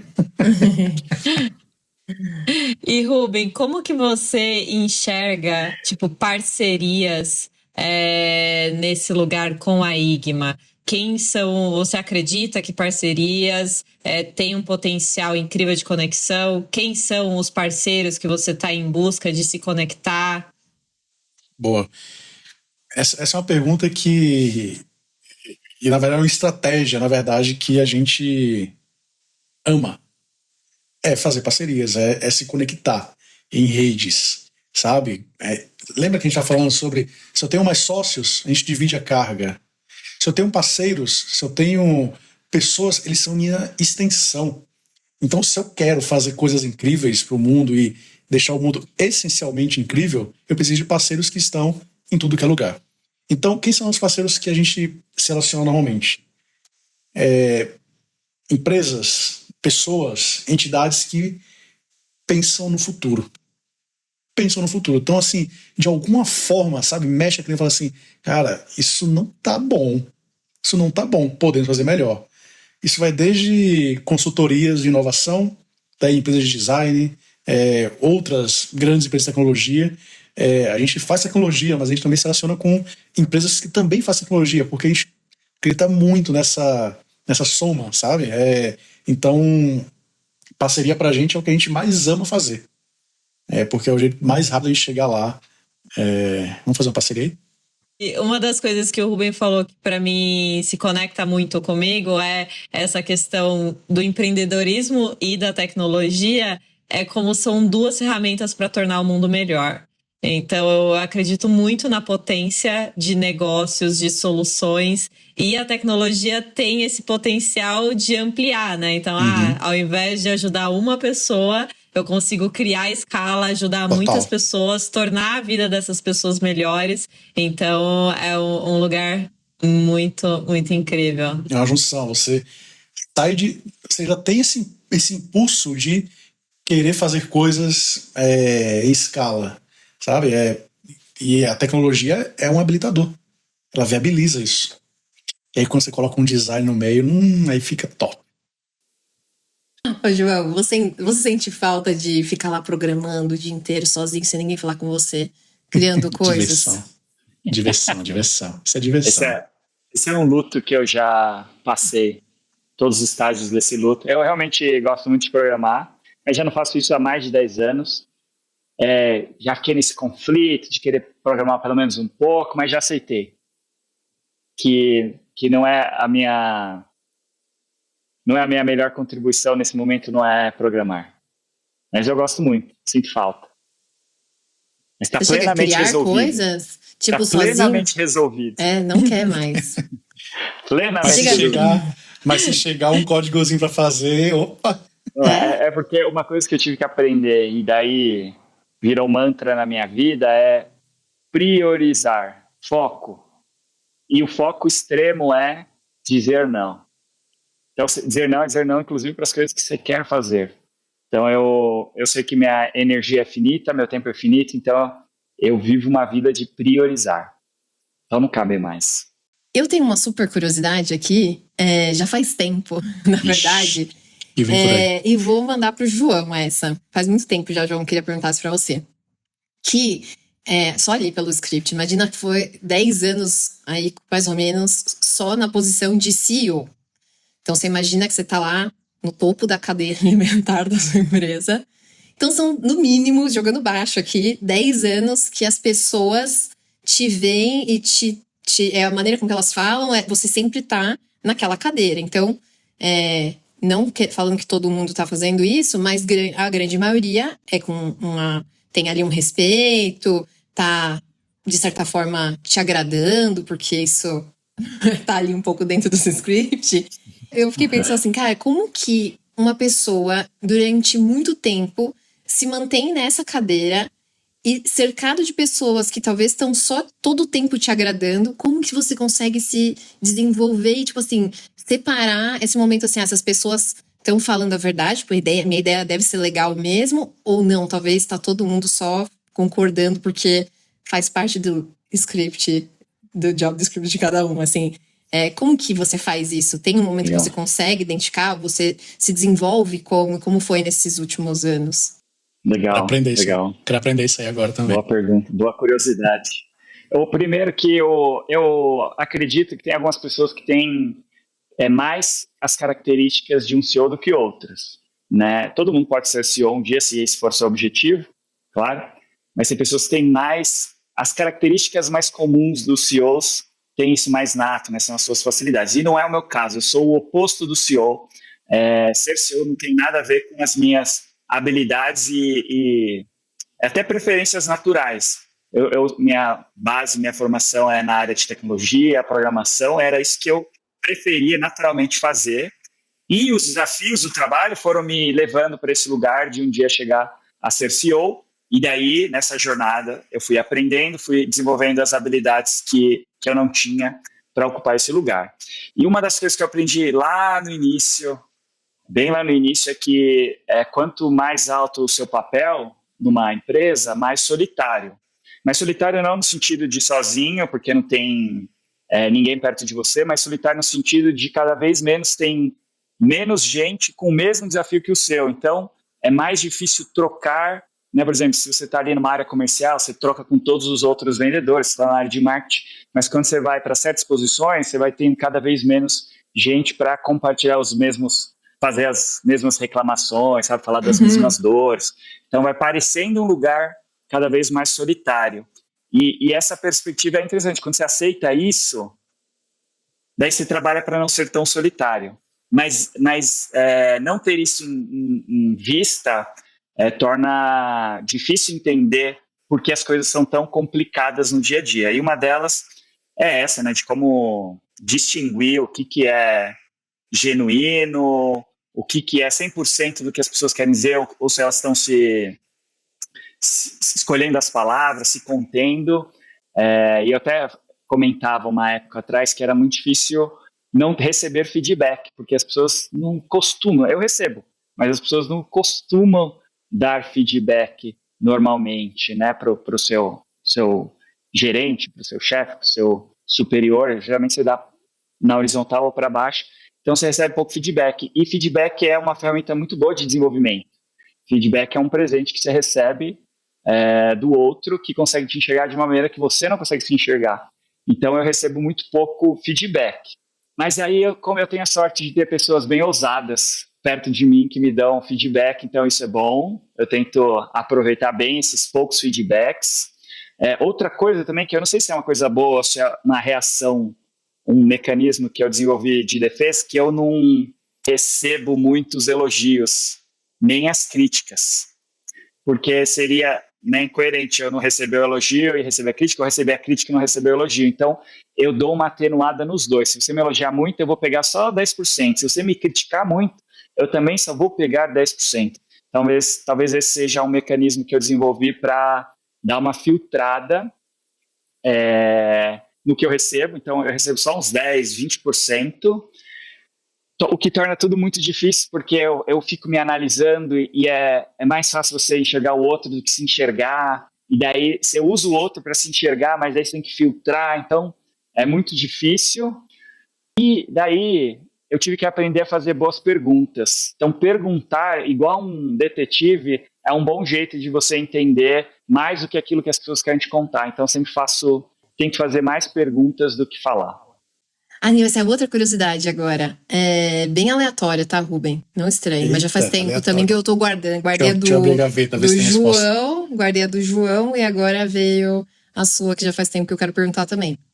A gente tava lá, pandemia, né? Pandemia, lockdown, sem vacina. Acho que é um ponto importante a gente falar sobre isso, sem vacina ainda. Eu queria saber primeiro, como que você tava nesse momento que você pensou, tá aí, vou pegar minha família, 2 crianças. Loucura. E vou viajar com um casal pelo mundo. Por países que nem todos eram tão comuns assim.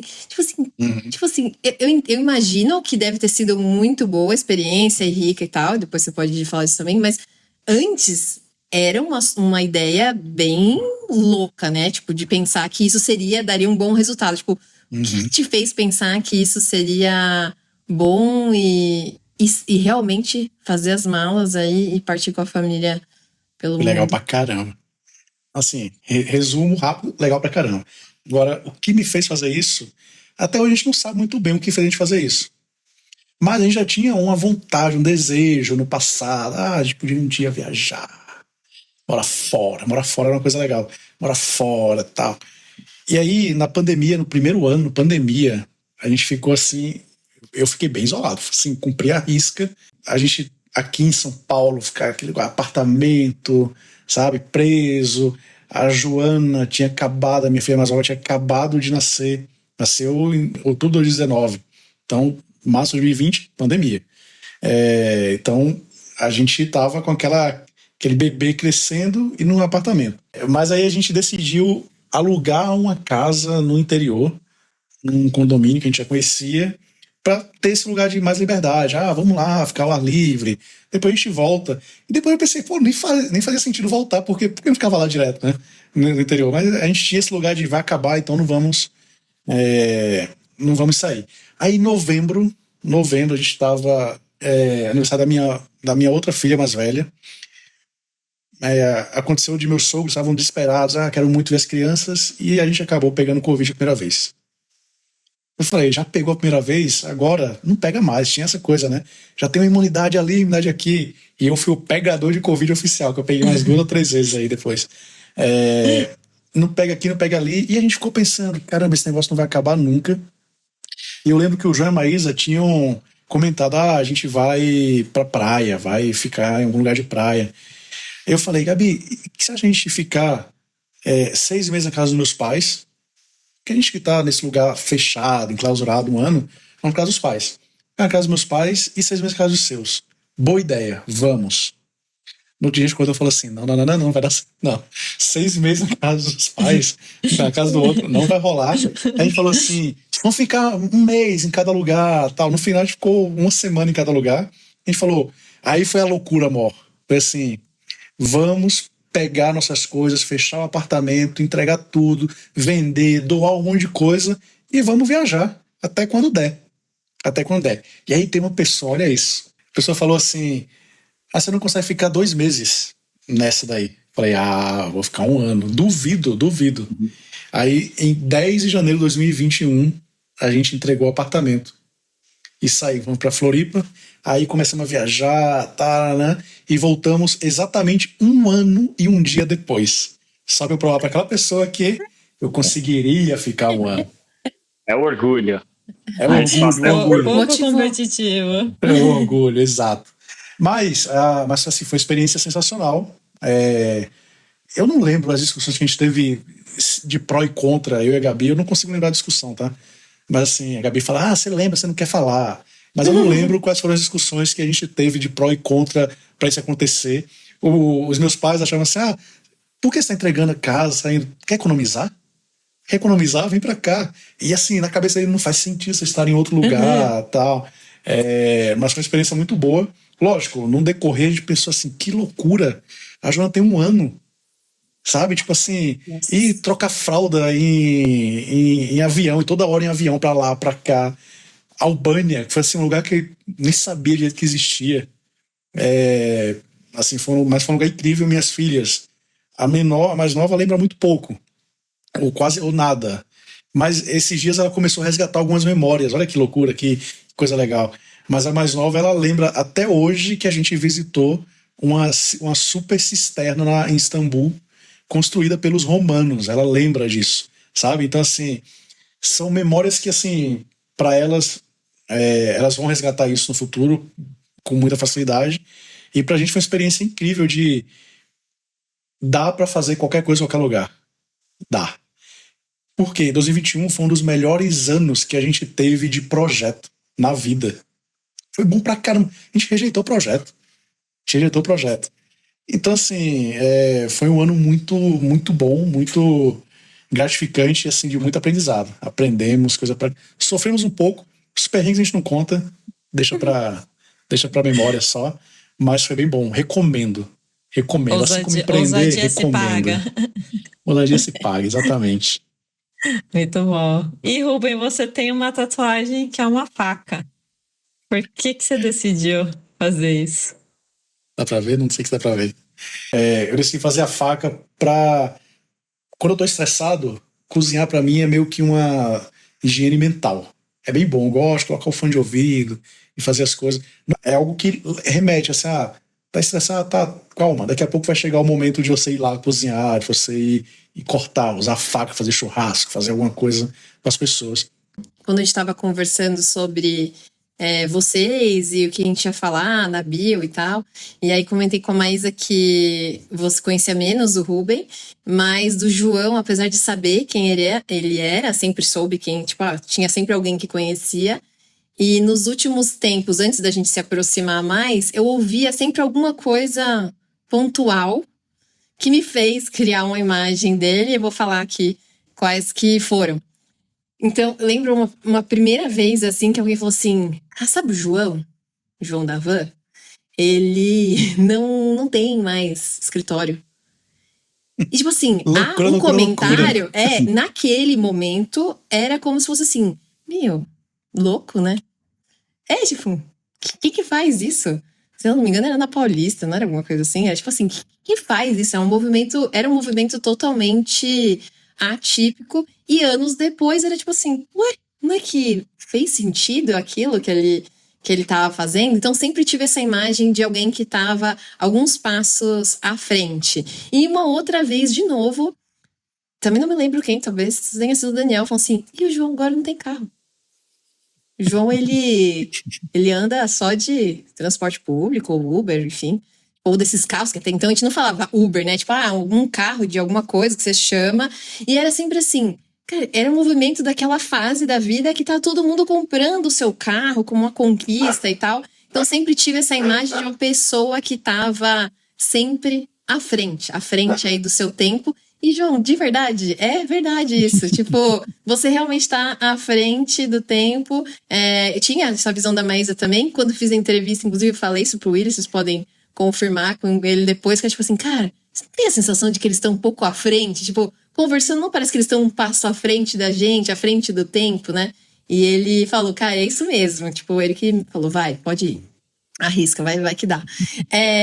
Eu queria saber de vocês agora, pensando nisso, que vocês estão sempre à frente, e tenho certeza que o Rubem também, por causa dessa questão de visão empreendedora, e está sempre buscando novos negócios, novas soluções. Tem algum plano que vocês ainda não contaram para ninguém? Dessas ideias inovadoras de estão à frente? A gente pode estar ali, A Maísa pediu pra Isa fazer essa pergunta. Não, era dela, eu roubei. Tava escrito Maísa ia perguntar. Eu roubei, eu quero saber mesmo, pensando nisso. Tipo, eu tô falando com pessoas que estão alguns passos à frente. Tem alguma coisa que vocês têm aí guardada? É legal você falar isso, eu não tinha essa percepção, não. Eu não via dessa forma, assim, tô procurando a próxima coisa. Mas tem esse entusiasmo, essa curiosidade genuína de estar sempre buscando a próxima facilidade. Então, o delivery, o Uber, o iFood, o Airbnb, todas essas coisas a gente olha com muito entusiasmo, sabe? Nossa, que legal, agora dá para fazer o banco digital, agora dá para fazer, antes não dava, ó que fácil, olha as criptomoedas, agora você consegue fazer isso, comprar aquilo, transferir desse jeito. Então, tem um fascínio aí, uma empolgação que é natural. Eu nunca tinha olhado nessa perspectiva, né? Mas eu acho que acaba permitindo que a gente experimente algumas coisas um pouco antes da maioria, né? Talvez um pouco de early adopter para certas facilidades. Eu acho que é o nosso universo IGMA de melhorar o cotidiano, também é o universo que a gente consome, né? Todas as coisas que são facilidades do cotidiano nos fascinam. Uma delas é o ser nômade digital, a ideia de que você pode trabalhar e morar em qualquer lugar, né? E continuar entregando em alto nível, né? Exatamente. E às vezes até melhor, com mais inspiração, com mais energia. A próxima, eu não sei. Eu vou falar, não é tão próxima, né? Mas é o projeto que mais estamos nesse momento, que é das 13 bandeiras, ou 7 bandeiras, 9 bandeiras. É uma ideia, 13, né? É uma ideia de que assim, todo mundo nasce num país, e todo país tem suas alegrias e suas tristezas, né? Mas que não precisa ser assim mais. Hoje o mundo está pequeno, por causa das facilidades. E que você deveria entender que cada aspecto da sua vida pode ser melhor alocado no seu país de origem ou em outro país. Então, qual é o melhor lugar para trabalhar? E o melhor lugar para morar? O melhor lugar para seus filhos estudarem? O melhor lugar para sua empresa estar sediada, o melhor lugar para o seu dinheiro estar guardado, o melhor lugar para o seu dinheiro estar investido, o melhor lugar para você ter uma segunda renda. Às vezes é no mesmo país, mas às vezes não, geralmente não. Então, entender que tudo bem se você tiver um país que é o lugar para você morar, e outro é o lugar para você ter o seu dinheiro, e o outro é o para você investir, e o outro é para você arriscar, e o outro é para você ser conservador. Então, essa é a teoria que a gente está estudando agora e tentando conquistar, fincar as nossas bandeiras, né? Um lugar para morar, um lugar para trabalhar, um lugar para guardar o dinheiro. É o projeto vigente, não é o próximo. O próximo eu não sei. Esse é o vigente, é o de agora. Eu acho que tá. Eu também concordo que o João tá sempre assim, à frente mesmo. O João tá assim, vou. Se o João tá testando e não tem muita gente testando, vale a pena testar também, porque ou vai dar muito certo ou não vai dar em nada. Normalmente dá muito certo, muito certo. Eu investi em Second Life, não deu em nada. Exato. Mas investe desde sempre em criptomoeda e tá bom. Isso deu certo. Mas eu só conto as vitórias. Boa. Os que deram errado, ninguém sabe. Os permissos precisam ninguém saber, né? Divulgou. Mas o meu plano atual, que também está em curso, comigo, minha família, e já é declarado para a família, então tá tudo certo, é que a gente deve, esse ano, no mais tardar no ano que vem, ter uma experiência de morar, não pingado como numa digital, mas uma experiência de ficar um período mais longo em outro país, possivelmente 99,8% distância é a Espanha, por N motivos, a gente pode depois trocar várias ideias sobre isso, mas esse é o projeto atual, mudança para a Europa. Rumores de guerra estão rolando aí, então talvez adie um pouco, mas não vai eliminar esse plano. Esse plano é o que já está em curso. E tem um outro plano, assim, esses dias eu estava conversando com algumas pessoas e a gente estava falando sobre o ano aceitável, o ano do jubileu e tal, e eu falei que com 50 anos eu vou parar. Parar de quê?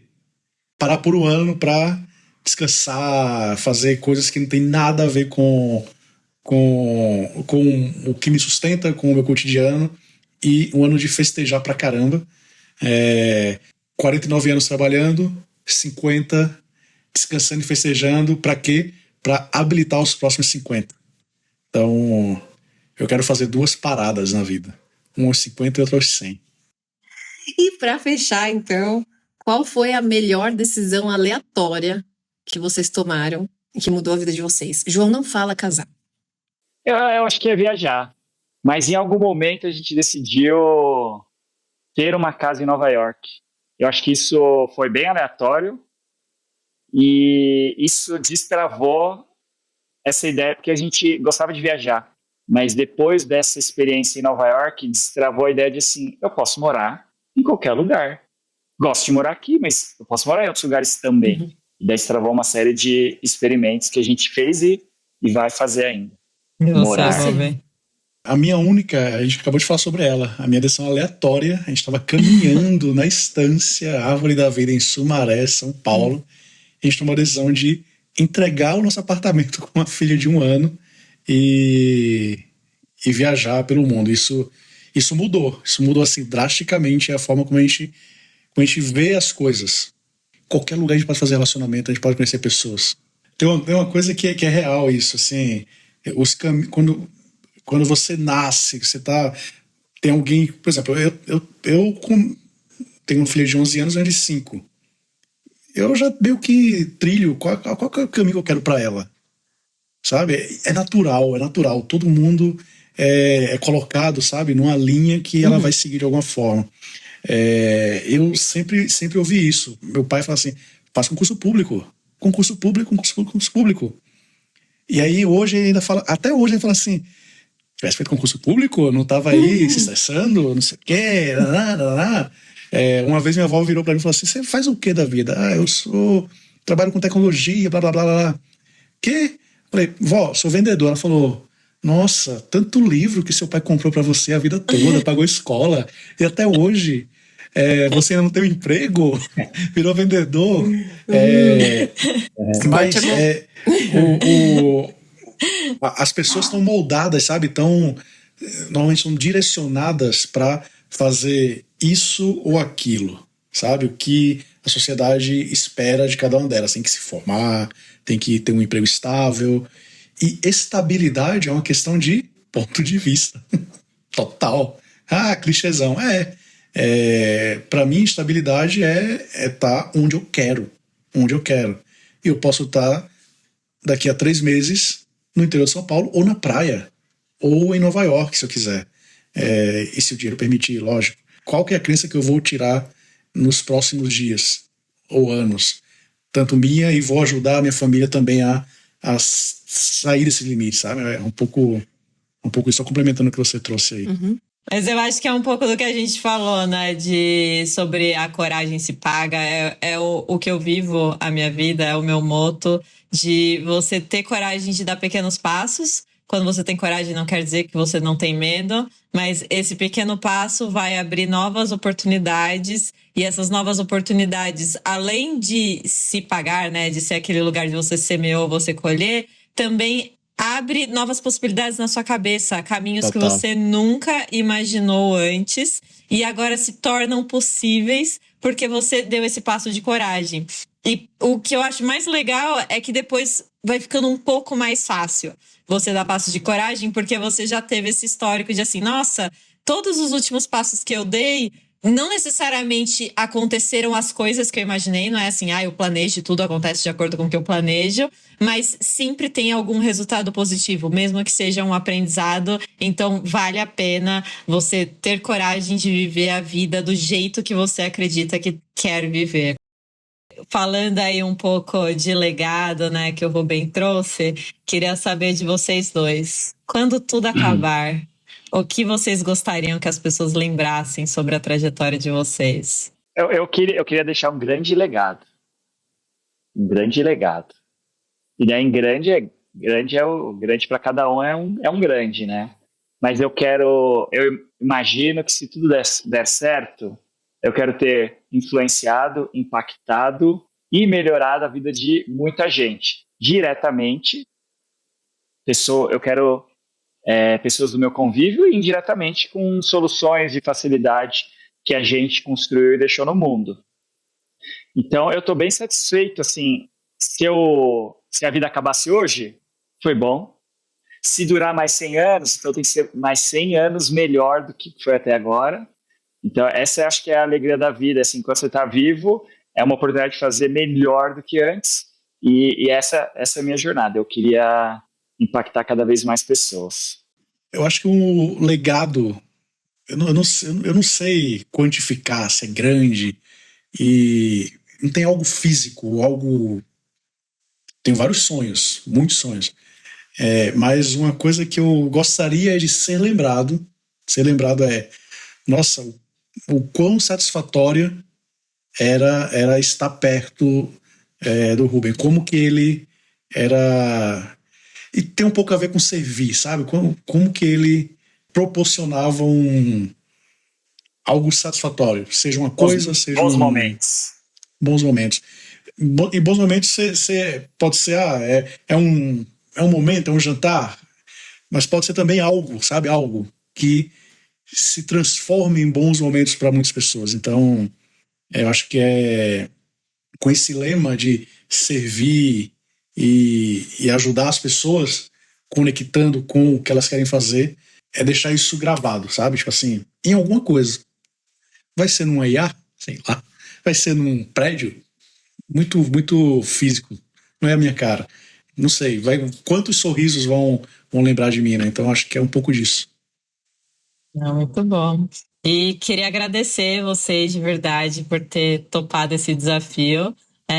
O Moto, ele nasce, mas já foi semeado por vocês. Então, a ideia de vocês serem o primeiro convidado era essa passagem de bastão do Rubem e do João para a Isabela, que a gente tentou aí iniciar, né, um podcast juntos, nunca foi pro ar, mas foi semeado isso. A gente gravou 3 episódios.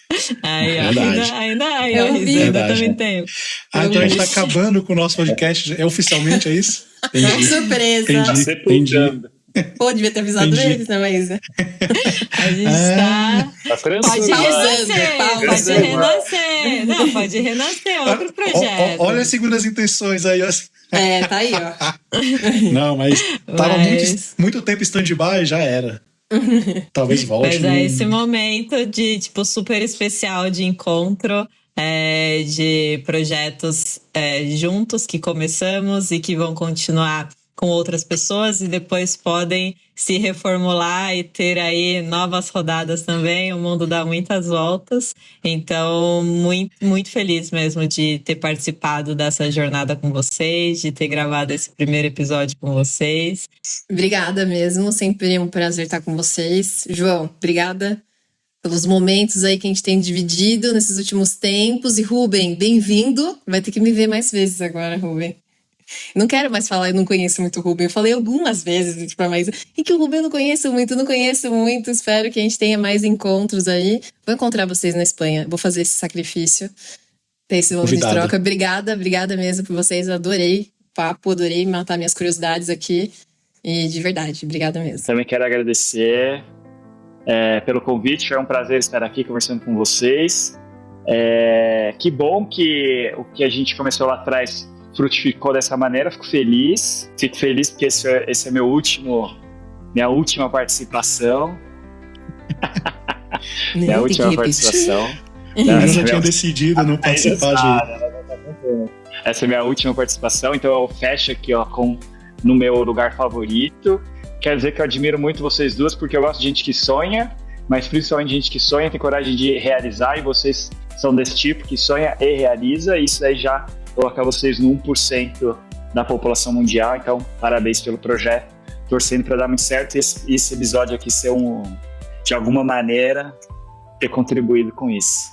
Quando vocês forem famosas, daí, ó, quem estava lá no começo? Isso aí.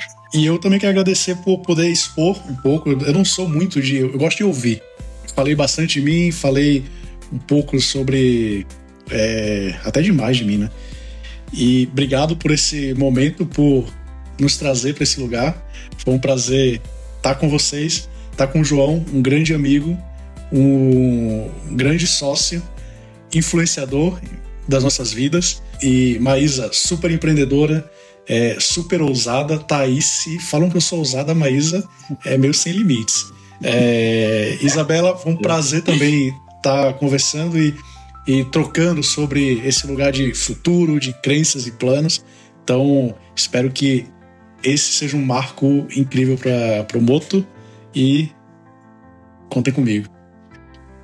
Obrigada, gente. Não ia ter Vai ficar vinho? top. É chá, que ninguém pode beber Não, aqui. vai ter. Fevereiro, sim. A Isa No tá próximo grávida, episódio. mas não envelhecer. Tá grávida? Não, Nossa, fala pra sua família aqui, ó. Ela tá grávida. não faz isso, por favor. Planinha, planinha. Nossa, meu Deus do céu. Vai pra lista dos odiados. Eu tava no meio, tava tipo assim, vou dar uma chance. Aí volta, entendeu? Eu tô me comportando tão bem, Rubens, nesses últimos dias. Ai, ai.